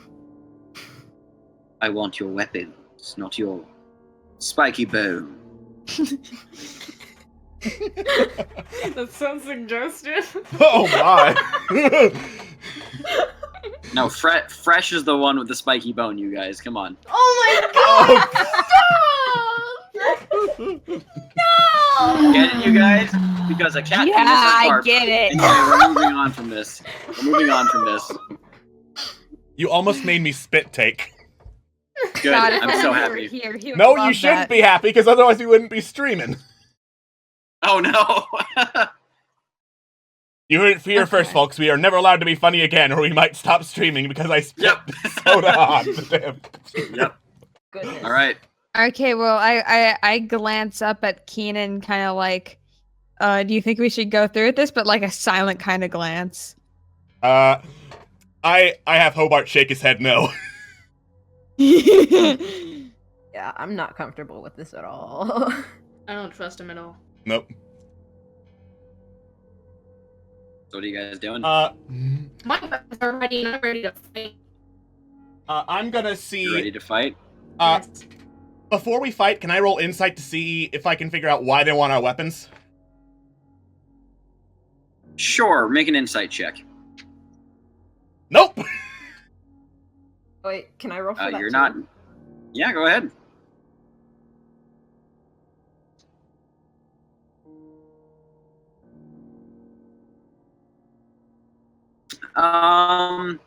The idea that they're keeping watch of this tunnel and kind of guarding it, and you get the sense that you're essentially being arrested.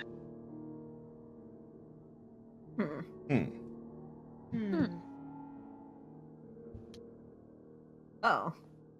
I'm not ready to be arrested, though. All right. Can I try, like, talking into them with persuasion? You can absolutely try.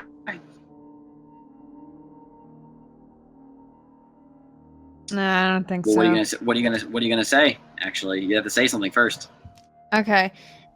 Excuse me. You gotta role play before you make the roll, and then well, roll I when I ask for the did. persuasion Okay, check. well, I did. All I'm right. gonna say the same thing I was gonna say, though. Yeah. Excuse me, but what seems to be the problem here? I am going to have Hobart use an action to I believe aid another, or help is the term, which basically gives advantage on the next check. So that Lean can roll with persuasion with advantage. This isn't. You haven't really identified persuasion. You're not trying to. You haven't persuaded them yet. This is more of like. You mean you just ask them a question, which they'll answer. But I'm saying if you'll probably want to roll when you actually want to see if you can get them to do something or something of that ilk. You understand? Okay. Cool. So what did you ask them again? Yeah. So you'll have aid on a persuasion roll when that happened. Just this is not the immediate need for a persuasion roll. So, what are you asking again? I asked what the problem is. Essentially, what's the problem here, officer? The problem, officer. A little sneer comes to his face. The problem is you're not supposed to be down here, and your presence is discomforting. You'll surrender your weapons, and you'll come with us, or as I've said, we'll take you by force.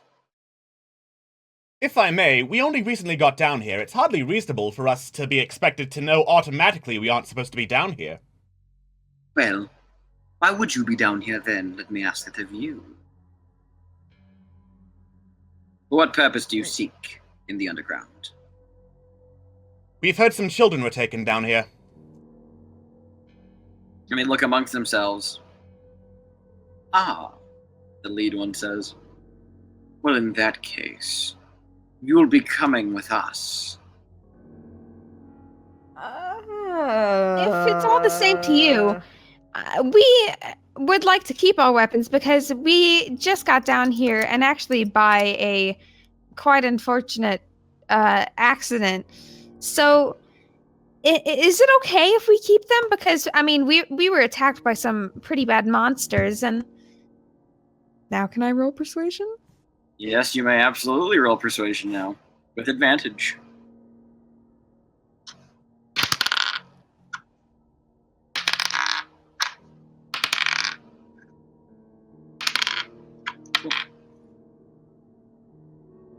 Three of them, the two up front and the one in the very back, the drow female in the back, they kind of exchange quick glances. The one in the middle, who you guys spooked earlier, still pointing is now pointing his hand crossbow at you guys like he has been.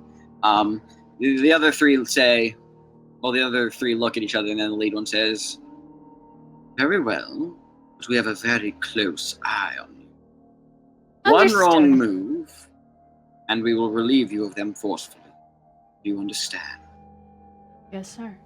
It's very generous of Indeed. you to do that. Yes, thank you kindly, sir. Thank you. Right this way, then. And he gestures into the room.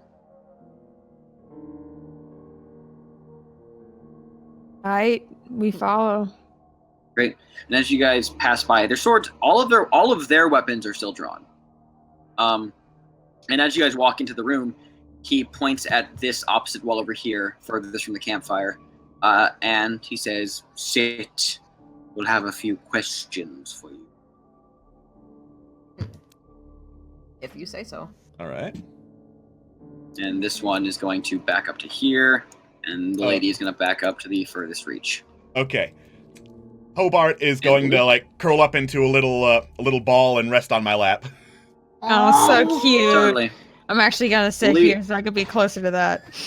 The lead guy is going to stand there, and his... that guy's going to stand there, and the lead guy's going to stand right there, in which case this guy's actually going to move like about there. Cool. So, the lead drow get you all seated up against the wall, and actually, Valthiv, I'm going to move you right there. So you guys are like, they want you like flush against the wall. Got it. And this guy will stand there, and he will approach you guys directly. Oh, and Sybil's not over there. Oh, well, here, I'll move Sybil. I got it. Sybil, get over here! Cool. The lead drow says, so, you say you are looking for children, was it? Yes, that is correct. That's what we hear. All right. What do you know of these children? They've been taken from various villages above ground. We don't know them personally. Very interesting. Yeah. What do you know of the captors, then? Captives? The captors. The ones who took these children. Oh, well, to be frank, we have heard that they were drow. You see no change of expression on his face. And we chased a band of drow up here when they, from what we believe to be their latest raid on Turspin. Interesting. And he like gives a glance to the guy nearby, and then the woman in the back. Well then. And how do you go about finding these drow captors then? Do enlighten us with your plans.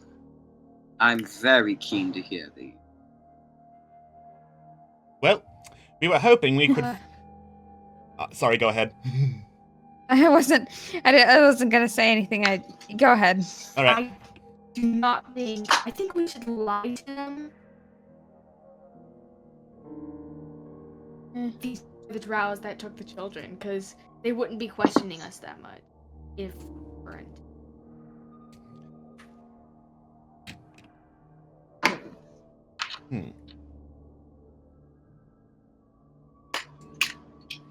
Lying is risky. I'm going to check insight to see if there's any subtle hints that these guys know more than they're letting on. Oh, absolutely. Go ahead.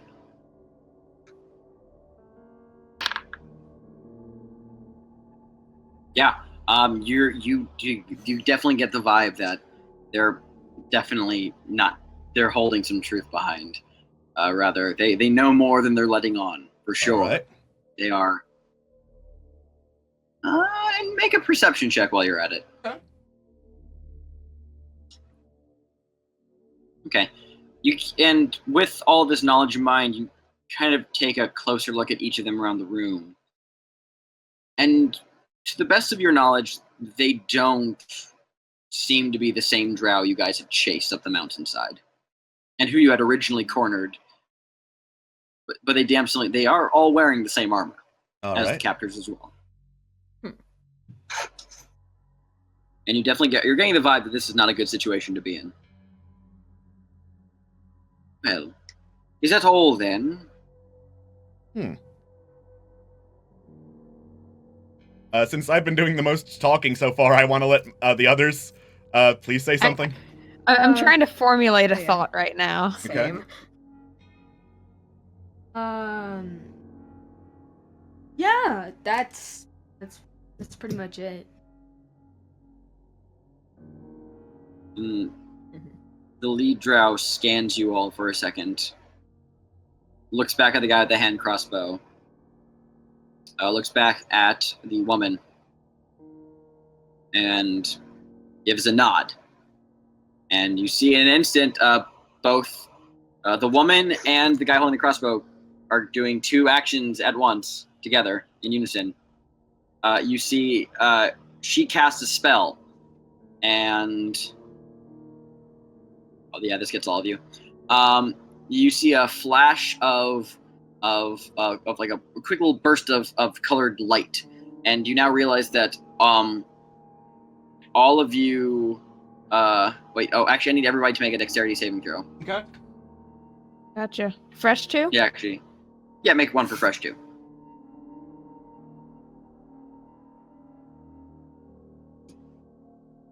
Alright, so what did everybody roll? Just tell me. 16. 16? Alright. Mhm. Lean got a 9 and Fresh got a 19. Okay. Valthiv has an 11. Okay. And Sybil? Sybil. Sybil?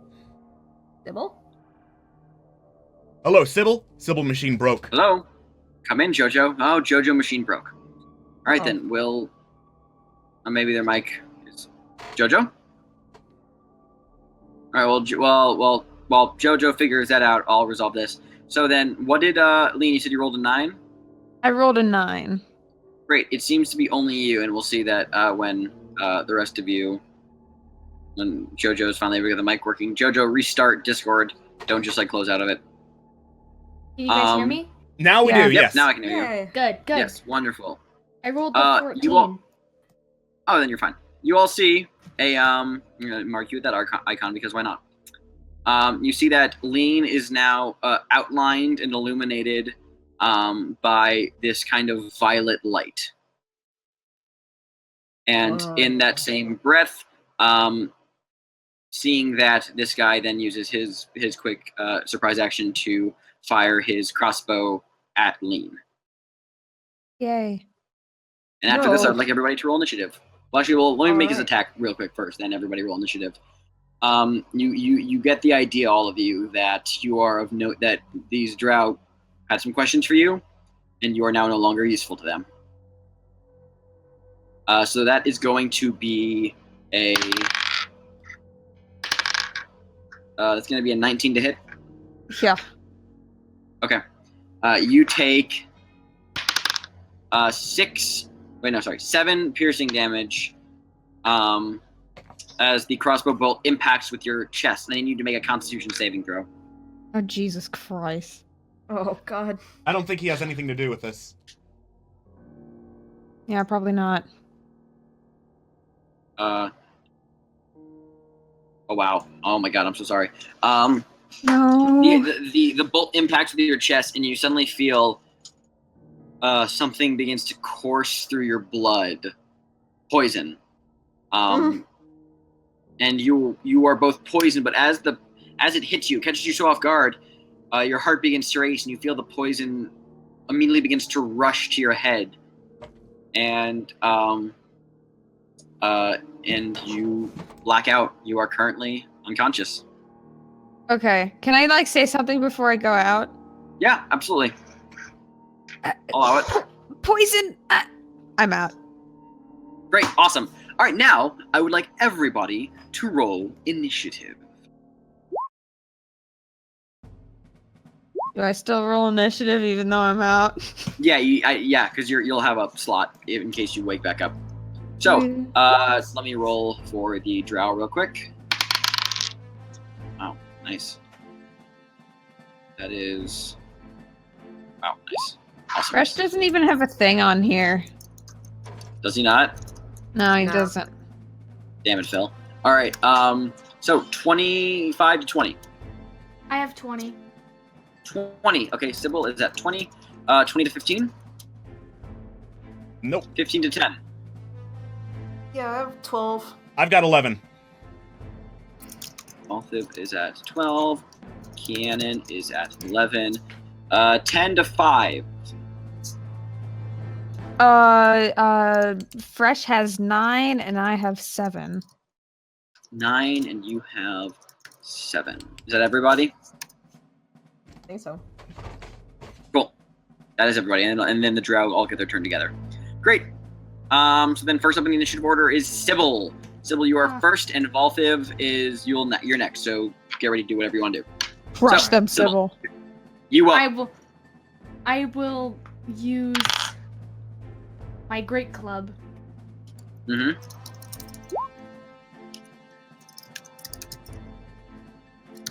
I 12 to hit. Let me double check this real quick. That.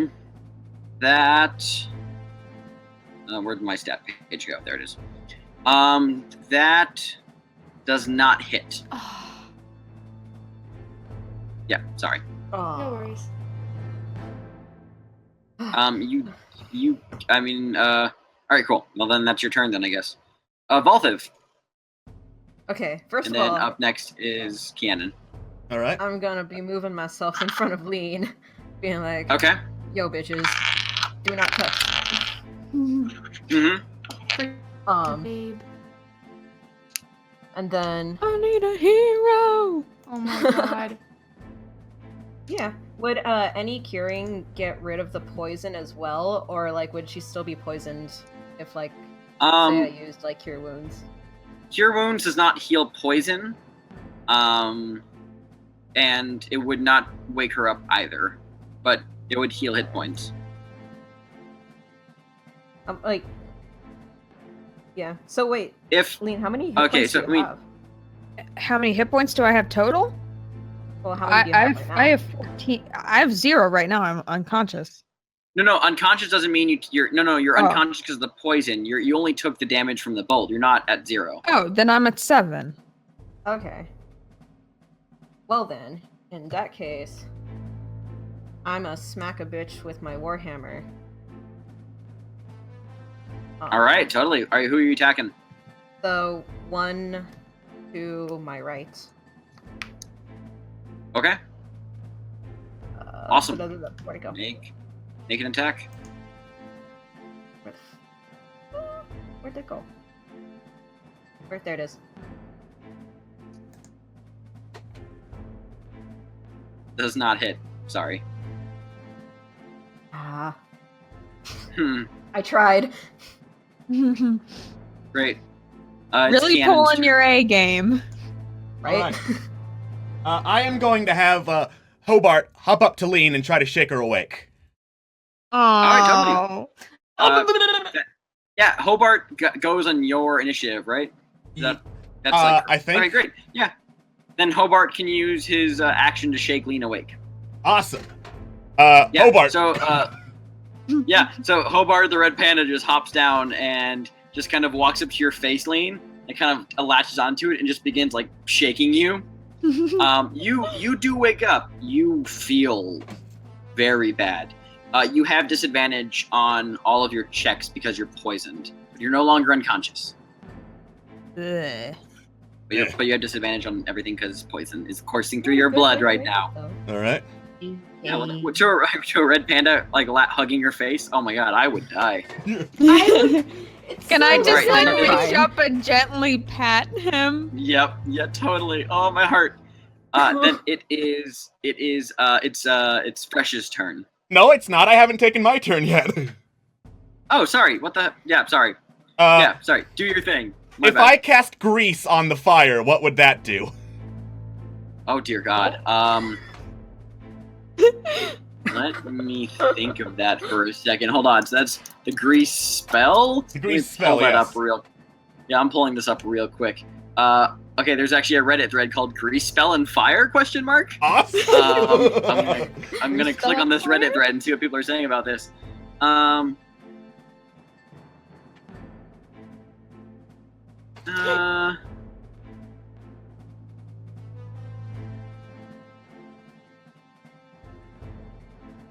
Let's see. It seems to be that the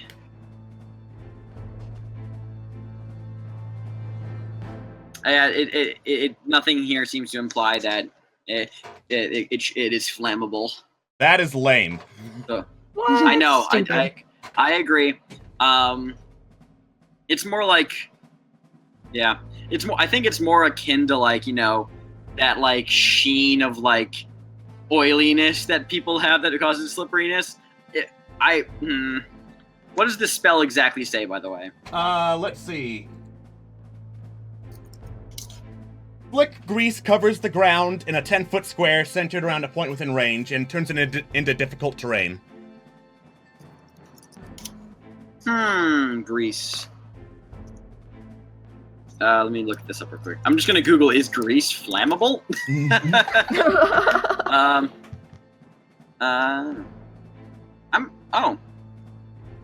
Does grease burn? I'm seeing a lot that grease isn't flammable. What? Screw that. Let's make it awesome. I will rule that you can set this on fire. Awesome. Love that. Yeah. I will rule that they need to make a, let's say, dexterity saving throw for anyone caught in the range.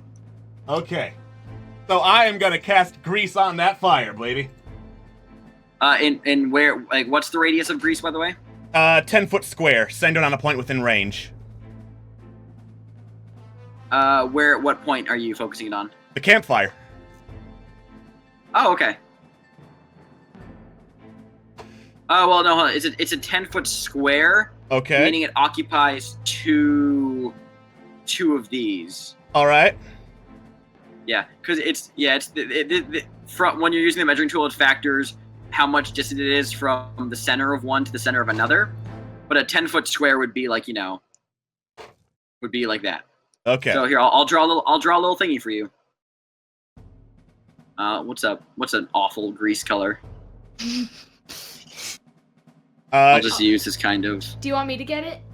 No, I gotcha. I'll just use this. A really dark. So do you want it like there-ish? Yeah, Ooh. so it can catch the caster in the back. Let me just move this to the back. Bam. Yeah, cool. You cast the grease spell, and I will see that it catches fire and it explodes. I'm going to have the drow back there make a dexterity saving throw to see if she can duck out of the way in time. Die. That's an 11. All right. What's your spell save DC? I know that this 14. isn't a saving throw spell, but I'm ruling it. It's 14. Oh yeah, then she fails. She's gonna take 4 points of fire damage. And she that was the actually, yeah, there's no dexterity saving throw for the spell actually. So then she's going to fall prone as well. Yeah. As the grease appears on the ground, causing it to like slick along the ice, it ignites with a flame and causes her to just straight up burst into fire and eat dirt on the ground. For no reason at all, I'm going to click the snail icon because snails. Because snail. He's a good Great. boy. Great. Is that your whole turn, Cannon? That is my whole turn. Great. Now it is fresh. Lean is next. After fresh. I need a fresh icon. I will hand you the token. We'll say for simplicity's sake, he is right here. Is Okay. that fresh? Freshy boy. Where shall we? Let's put him here. I think that'll be good. Okay. This guy would get an opportunity to attack against fresh. Stupid. If you move him here, I don't think that Wait, would. no, actually, hold on. Aren't you? Isn't cunning action second level? Because then you can that's just second level. bonus action. Yeah, you can just bonus action disengage, so that won't happen. Wow. So you can just okay. use your.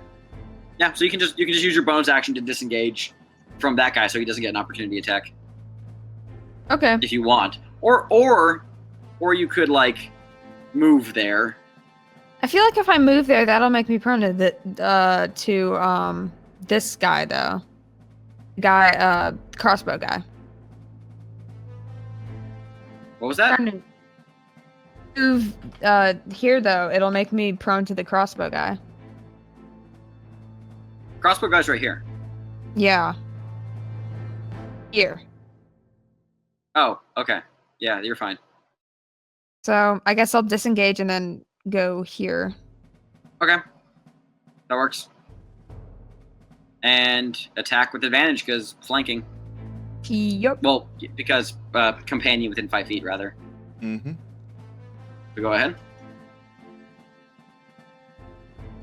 Just barely misses. Dang. But that's your whole turn. But now it's Lean's turn. Okay. So, gosh, I looked over my stuff and there's nothing I can really do about poison. Scotch can do something about poison, which I sincerely doubt. Yeah, you have disadvantage. Sorry. Okay. Does poison also like take off HP at the end of each turn? It depends on the poison. This poison does not. Okay, I love it. Woohoo! Woo! I love that Jow Jow poison. But Classic. Yeah. Classic. I need What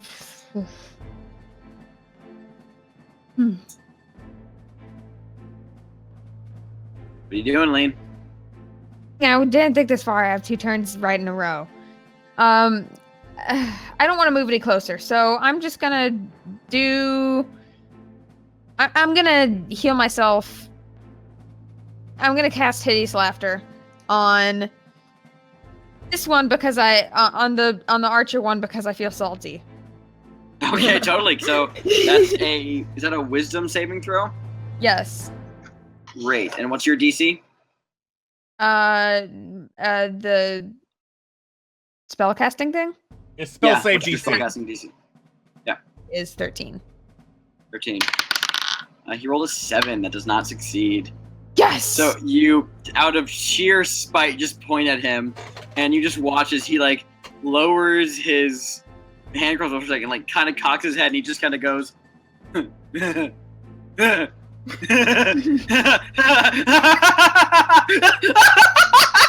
he begins to just cackle with uncontrollable laughter. Does he fall prone, or is he just there laughing? Yes, he does. Yep. Great, I'm gonna do the snail icon too.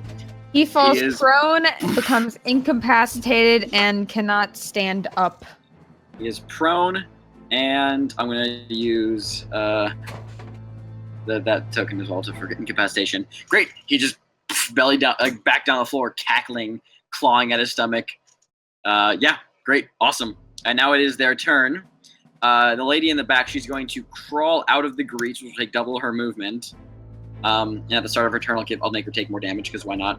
Because, on fire. Takes 2 more. Um. Yep, because, on She's fire. She's going to take 2 more fire damage. She took 5 originally, correct? Is that what I said? Yeah. So that's 7 something total. like that. Great, she's not looking the best right now. She crawls out. She's going to stand up, which will use half of her movement. Let's get rid of that snail icon.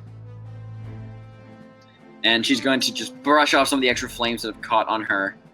And she is just going to survey, whips out her hand crossbow, looks at you, Kianan. Actually, no, she can only hit fresh. Is going to try to hit fresh with her crossbow. Boo.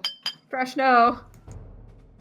That is Great. Fresh is gonna die on my watch. That is a 19 to hit. No, sorry, no, that's 18 to hit.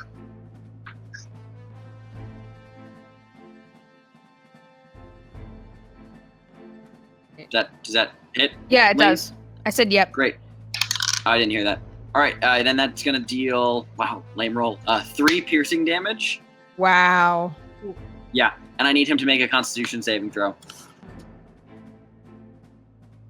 Great. He is poisoned, but he's not unconscious. Wait, no. What's their? Hold on. What's the DC? Oh, sorry. Yeah, no. He fails, so he's poisoned. So he's disadvantaged on his attack rolls. Anything that he has advantage on, though, that'll nullify the disadvantage. So just singular rolls for a lot of his things. But he is still awake, and that lady is going to just kind of. She used 10 feet of movement, and then 15 feet of. She only has like 5 feet. Okay, she's gonna move there.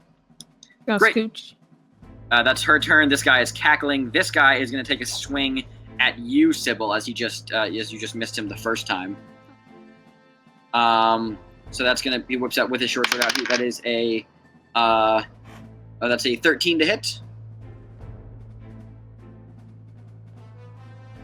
My armor class? Yeah, that's what it is. It's 15. That misses. Okay. Great. swings your sword and you just block it to the side with your great club. Awesome. The leader is going to he's going to disengage. He's going to 5, 10, 15, 20, 25, 30. He's gonna just back up. Yeah, he's gonna let his men take care of Where do you this. think you're going? Yep. All right. Cool. Well, that's the Drow's turn. Great. Then we're back up at the top with Sybil. It is your turn. I want to go into a rage. You enter a barbarian rage. I also use my fire lightning breath. Oh shit. That's oh Jesus. Okay. That Whoa. is what's oh, it's a 5 by 30 line. So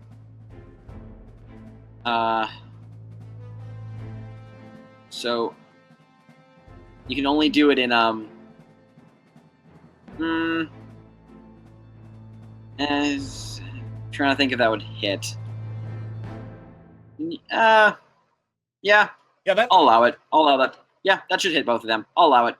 Okay, cool. So that's a DC 11 Constitution save on both of them. So let's see. The one directly in front of you is going to make a roll. Fails. And the lady in the back just barely fails. Roll a 14. So they're going to take 7 lightning damage each as you open your mouth and roar forth this blast of arcing, crackling lightning energy that gets this guy pretty beaten up. As she stands up and like lowers, as she has stand up and like fired, she's suddenly hit by this arcing electricity. You see her like jolt and shake as her body seizes up, and after the breath and the lightning subsides, she just collapses to the ground, deceased. Rip. Ripping pepperonis. Yeah! I No. killed her! Nice, good job. And that's your whole turn, correct? Yes. Great, awesome, fantastic. Then it is now Valthiv's turn. All right, Oh wait, hold on. I forgot to make the saving throw for the Tasha's guy. Sorry. Because that was at the end of his turn. I remember. Let me do that real quick.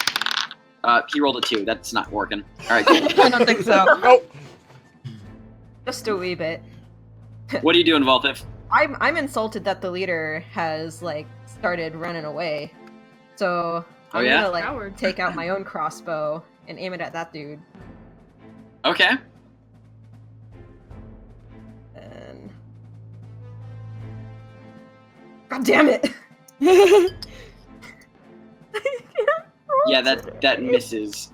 Just it goes completely wide and sticks itself into the wall, like right about there. I'm good at rolls today, guys. Me too, man. Yep. So Shit! it is now. That's you done? I don't. What else would I be able to do? Move. If you have any bonus actions, you can take them. But if not, then it is Kianon's turn. Yeah, no, I'm pretty good where I am. Okay. all right. Hobart's gonna jump back up to me and use the help action to give me advantage on Firebolt, so I can shoot Okay. this guy. Please ping him. All right. Oh, I'm on the ruler Gotcha. tool. Yeah, there No, we go. I saw which one that was. Yep, Okay. totally. Yep, make an attack with advantage. That definitely hits. All right. Let's roll some damage. Oh yeah. Mm. So he goes from being like electrocuted by this flame breath, just being like, and then like a little burst of fire just hits him in the shoulder. He's like, oh, what the fuck, man?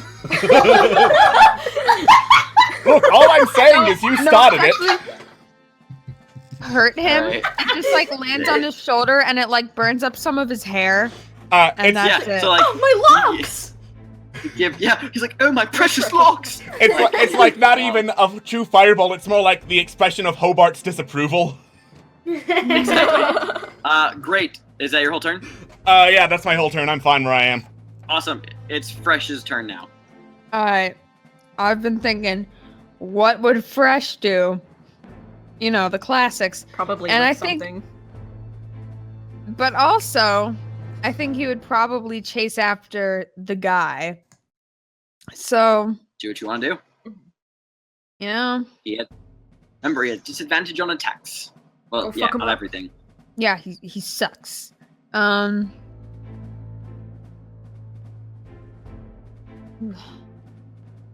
You know, if I use sneak attack and I have advantage, does that mean I just have a normal one? Sneak attack. Yes. Sorry, sneak attack. Well, sneak attack Yeah, only because applies. I'm gonna look this up again real quick. Sorry.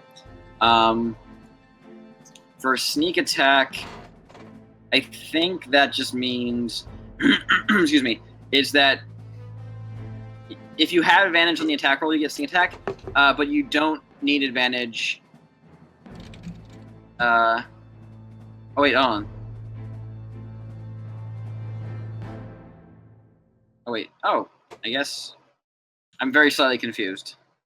Well, I'm saying if I go up behind him and try and get him, Oh. does that mean I have normal?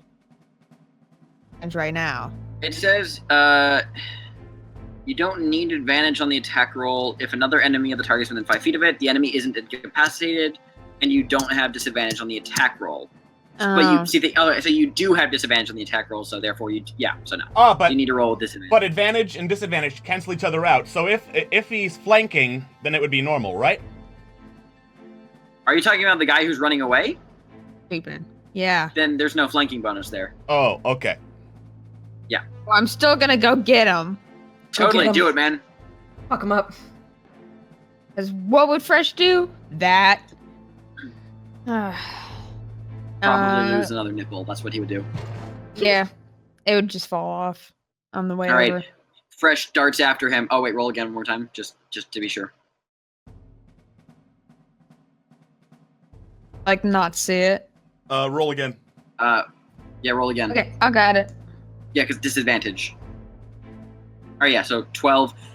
Fresh runs up and thrusts his rapier at him, and the drow leader here just parries it away. Great. And then Fresh probably licks the ground. Of course. Now it is Lean's turn. Okay. Still doing pretty good on hit points. I mean, I guess I could use a few, but whatever. And I don't really want to move either. Feeling pretty cozy right here. But I'll go in the same spot as Valthiv.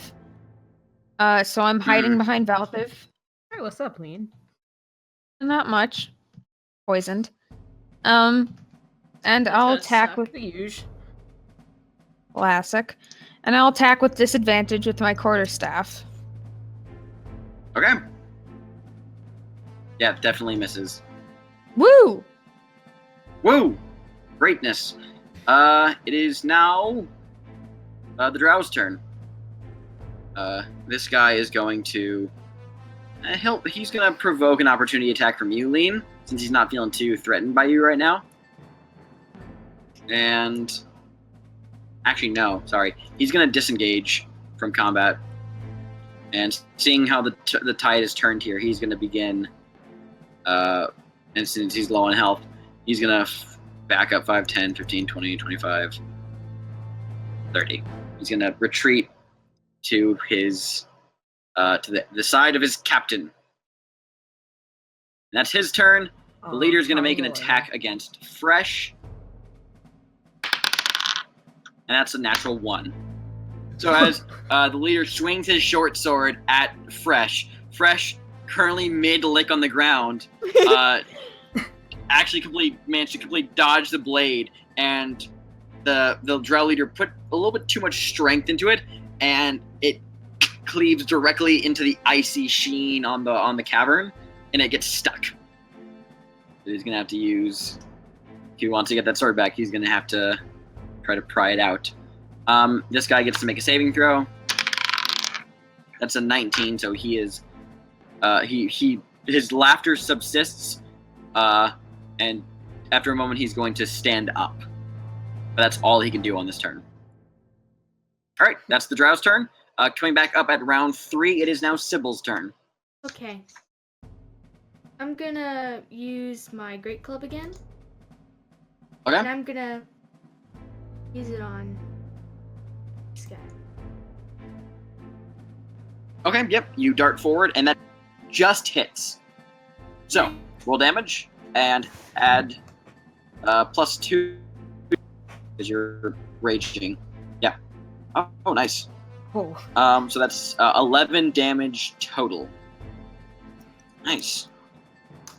Yeah, as he kind of brushes some of the snow and ice off of his clothing, as he looks up, and you see his eyes just go wide, and he's like the blood kind of just like his face goes pale, as you just run up and you whack directly into the side of his head, and he stumbles and he looks like he is on his last legs.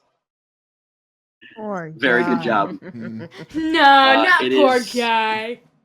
It's Valthiv's turn. Alright.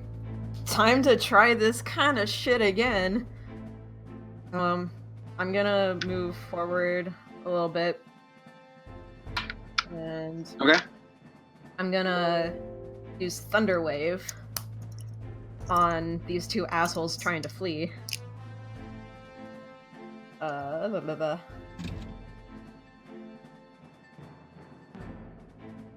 And because of your divine ability, I believe you can do max damage on this. Oh, nice. Alright. Why is I it thi- I asking think me so, what 'cause level you're- I want to cast at?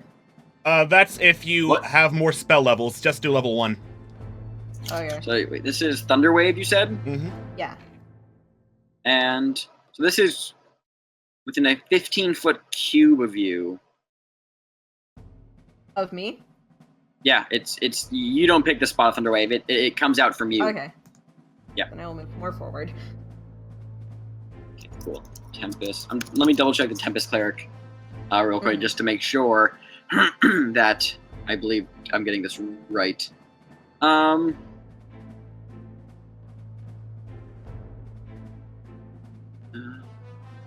Oh, interesting.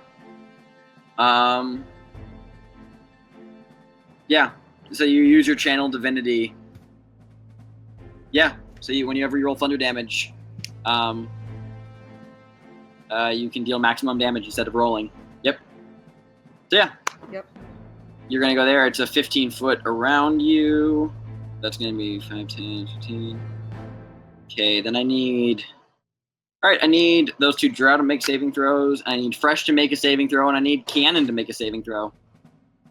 What Oh, type? shit, hits them too. Well, Yeah. sorry guys. What type of saving throw? It should specify in your spell. In my Valthiv. spell? Yeah. I mean, it's Yeah. not showing up on the thing. Click on it. I am. Then look it up. Look up Thunderwave 5e. I'll look it up. Don't worry about it. It is it's a Constitution saving throw. Holy shit. Natural 20 on the leader, natural 1 on his right-hand guy. Okay. Okay. Oh. Great, so I accidentally rolled with advantage. Sorry about that. it's fine. You'll take the first thing you roll, which is the 18. What's your spell save DC? No, Fresh no, didn't make it. Yeah, no. Valtha, what's your spell DC? Spell DC 13. Great. So, one of the Drows fails, Ganon succeeds, Fresh fails. So I need you to roll... Actually, no. So this is 16 thunder damage. Oh, Jesus. Oh my god, Yeah. I killed Fresh. Nah, he's fine. Um, He just has 1 HP left. So this guy is gone. Like, boom! There's a distinct like wave of just this thunderous sound, and he goes kind of like tumbling down the slope of the ice thing down there. This guy succeeds, so he only takes 8 damage from that, and he is at... Right, he's fine. Okay, cool. Yeah, he takes 8 and remains steadfast. Fresh, on the other hand, takes it 16 damage and just like flies 10 feet away from you Oh. in the thunderous boom. Right, that is your turn, though. You killed one of them. Yeah. Good job. All right. Hooray! Next up is Kianan. All right, I say, we'll happily accept your surrender. Is that all you do? No, that's not all I do. Do the drow react to that? Okay. You say that as a free action, actually make a persuasion check. All right. Or actually, persuasion or intimidation, whichever one you feel like doing. You suck. The leader scowls at you, surveys, looks over at the guy, at the hand crossbow guy, who is looking like he's on his last legs. And he doesn't answer you, but he doesn't seem like he's willing to surrender. So that's the reaction. I can make a free action even though it's not my turn, right? Nope, it's not your turn. Dang it, stupid. Alright. Okay, so I look at that, say, fair enough. Hobart gives me another aid for advantage on the firebolt. Okay.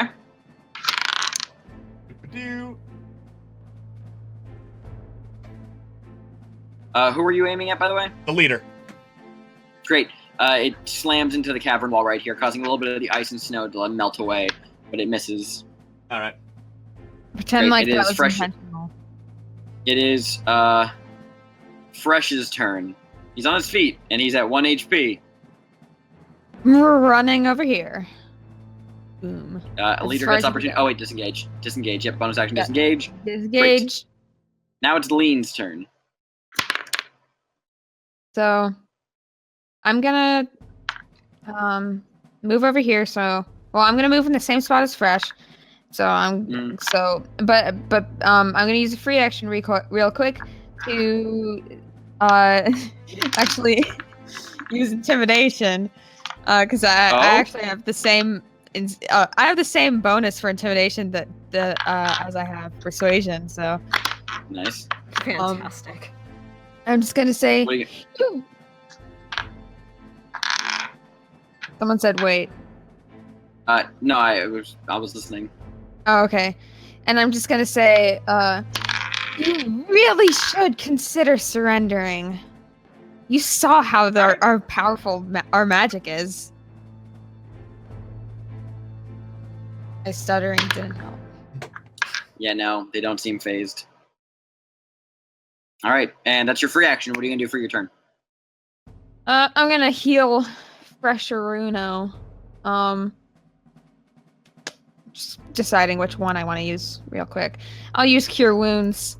1d8 plus my spellcasting modifier, and my spellcasting modifier is 3. So just a real quick 1d8.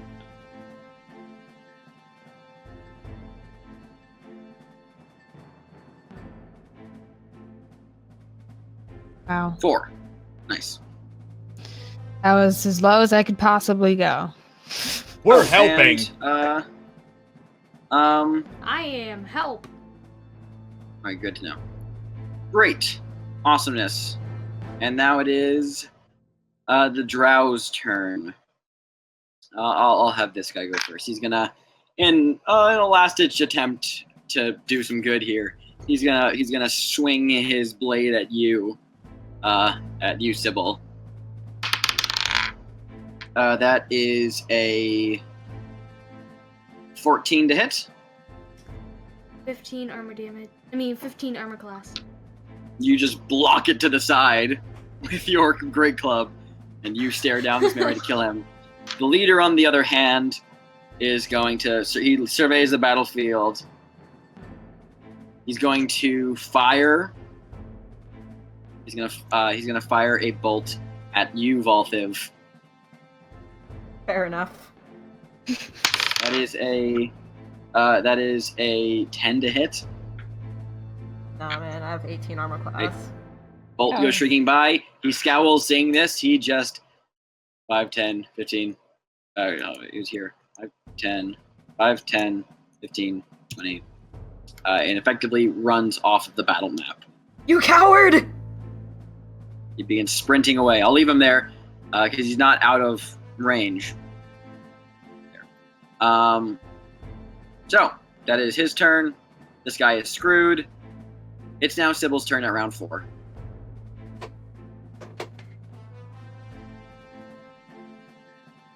Sybil.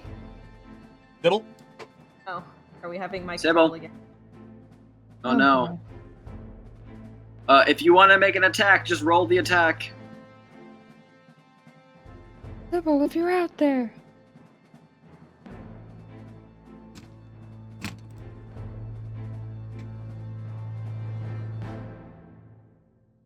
Sybil, Okay, can you well, hear me? looks like we're gonna have to skip JoJo's turn if JoJo's not unresponsive. Then we'll move on to Valthiv's. I have the ability to roll for Sybil still, I think. I also do. Oh well, if you would like to make an attack as Sybil, then by all means go ahead and do No, that. I'm can, sorry. Alex. My connection Oh, just like Jojo, cracked you're out. Yes. Yay! No, you're good. am. What do you want to do? I'm gonna use Hit Club. All right, go ahead. Nice! Don't even roll damage. You killed him. Yes! You bring Destroyed! you arc your great club up in the air above your head and almost kind of moves in slow-mo as you see the drow, his face completely pale, just looks up, hopeless and facing his doom as you raise your great club. And as you bring it down, he just gently closes his eyes in a face of almost Acceptance. like anxious acceptance of his demise as you just slam your great club down onto his head, whack-a-mole style, causing an unholy cracking sound to emerge from his head as he collapses, blood pooling from his caved-in head. I know I'm a barbarian, but I feel so bad! I don't. Oh, he poisoned Lean. Valthiv, Dude, you can do anything? Don't mess with Sybil. yeah, I'm Sister, gonna princess. fucking chase after the goddamn leader. He's gonna get away, man. I can't let that Do it, happen. man. Go ahead. Yeah, man. By all means, go ahead. Let's go after this. Am I allowed to move that far? Wait. What's your movement? You have 30 feet, don't you? Yeah, how much is 30 feet? 6 squares.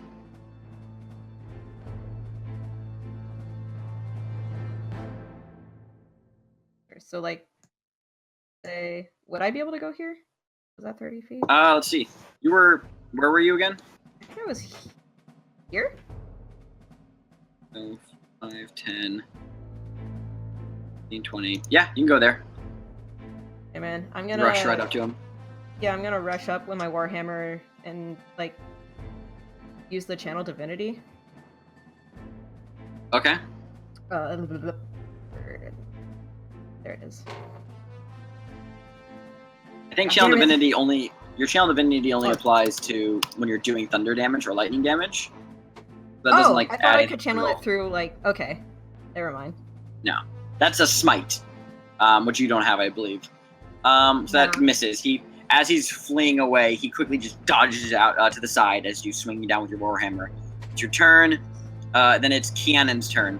You know what time it is. It's firebolt time. Yeah. I imagine you'd like to move first. Okay, good. Yes, I would. Great. You stand there and with your red panda Hobart as your aide. You feel inspired to do this as you just hit. Awesome. Woo! Yay! And as he's running away, What?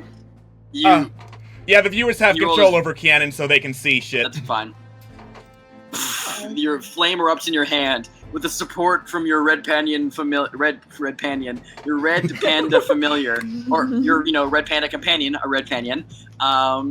And you lob the firebolt, and it arcs and slams into his back, engulfing him in flame. You watch as he is reduced to just a smoldering, charred husk as he just topples. Dead.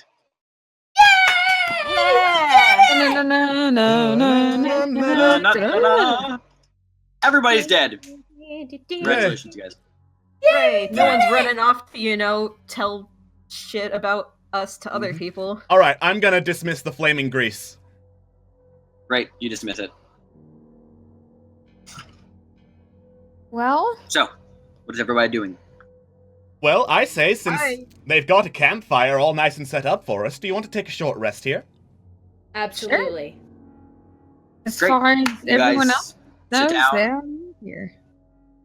Great. You guys sit down, take a short rest. All of you who are poisoned are no longer poisoned. If you want to spend hit die to get health back, you may do that. Other than that, I presume you guys are going to continue deeper in. Yeah. Great. I assume so. Wonderful. You guys continue heading down into the tunnels, and as you're walking, they become less so with a thin layer of ice and snow, and more like you can tell that the ice and snow layers are getting denser. It gets to the point where these are no longer recognizable as as underground tunnels. These look more like the tunnels of a glacier, and it becomes unbearably frigid.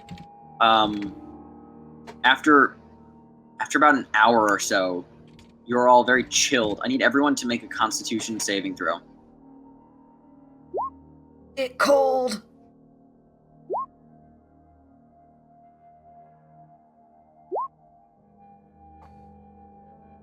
The first one was lean, and the second one was okay, I figured. fresh. All right, so Valthiv, Fresh, and Sybil. The cold reaches into your bones, and it's It almost sure does. and it you all take 1 point of exhaustion from the sheer difficulty of navigating and continuing on in this frigid atmosphere, which that means, by the way, until that exhaustion goes away, you guys have disadvantage on all of your ability checks. Oh, Great. And after about another 20 or so minutes of traveling through this frigid glacier-like tunnels, where the wind is constantly howling and whipping at your skin, suddenly the tunnel opens up into a massive glacial cavern, several miles apart, maybe 2-3 miles in width from what you can see. All around you, there's snow, almost like a light blizzard, constantly whipping through the air, biting at your flesh. You can see that there is, as far as you can see, ice and snow everywhere. This place is a frigid, wintry wasteland. And It's fucking cold. up ahead, you see, in the center of the cavern, near the roof, there's this blinding, bluish-white light occupying the very top. As you can see, occupying the center of this cavern is a mountainous spire of rigid ice that rises up into a point that it's almost you almost cannot make out, as you have to kind of bring your hand up to the light. This light is blinding. It's almost like a sun, causing this entire place to be illuminated with bright light. You see this mountain, and at the top, this just blinding bluish white light that you can't really make out what it's from. All around you is just the whipping of ice and snow. You now stand amidst a frozen wasteland. wow. Pretty. Nice. It'd be prettier if it wasn't cold. Art Kimmy, you're courtesy so of our freaking fantastic talented. Kimmy. Yep. Mhm. And through the howling icy wind, you look out, and you feel a rumbling beneath your feet as you walk out onto this ledge that overlooks this huge cavern. And a crack. Before any of you can react, the ice erupts as a creature, an insectoid-looking creature, large, maybe 8 feet in width and several feet high, bursts out of the ice and snow, shaking off some of the remainder. Insectoid in appearance, its body bluish. It has a pair of what looks like, it's almost like wing-like fins, fins spread off from its body, and I'll share a picture later, and numerous insectoid legs come crawling up out of the ice as you approach, it poises its body for combat, and lets in its mandibles clitter and clatter in this kind of sound as you're now staring down this creature. And that's where we will end the session tonight. Yay. I love giant bug things. Mhm. Me Candy, too, you man. set me They're on my fire, so I'm not favorite. cold anymore. I keep one in my bathtub. So the chat is somehow convinced that the ice bug is Undyne. Yes, Oh and my Sans God. Nest confirmed. So when is Sans Well. Undertale? We will see you guys next week, same time, same place, for the continued chapter. I love my cliffhangers, guys. And the continued chapter of Dungeons and Douchebags Underdark. Thank you guys so much for watching. See you guys next Friday. All right, take care, everyone. Bye, guys. Bye-bye.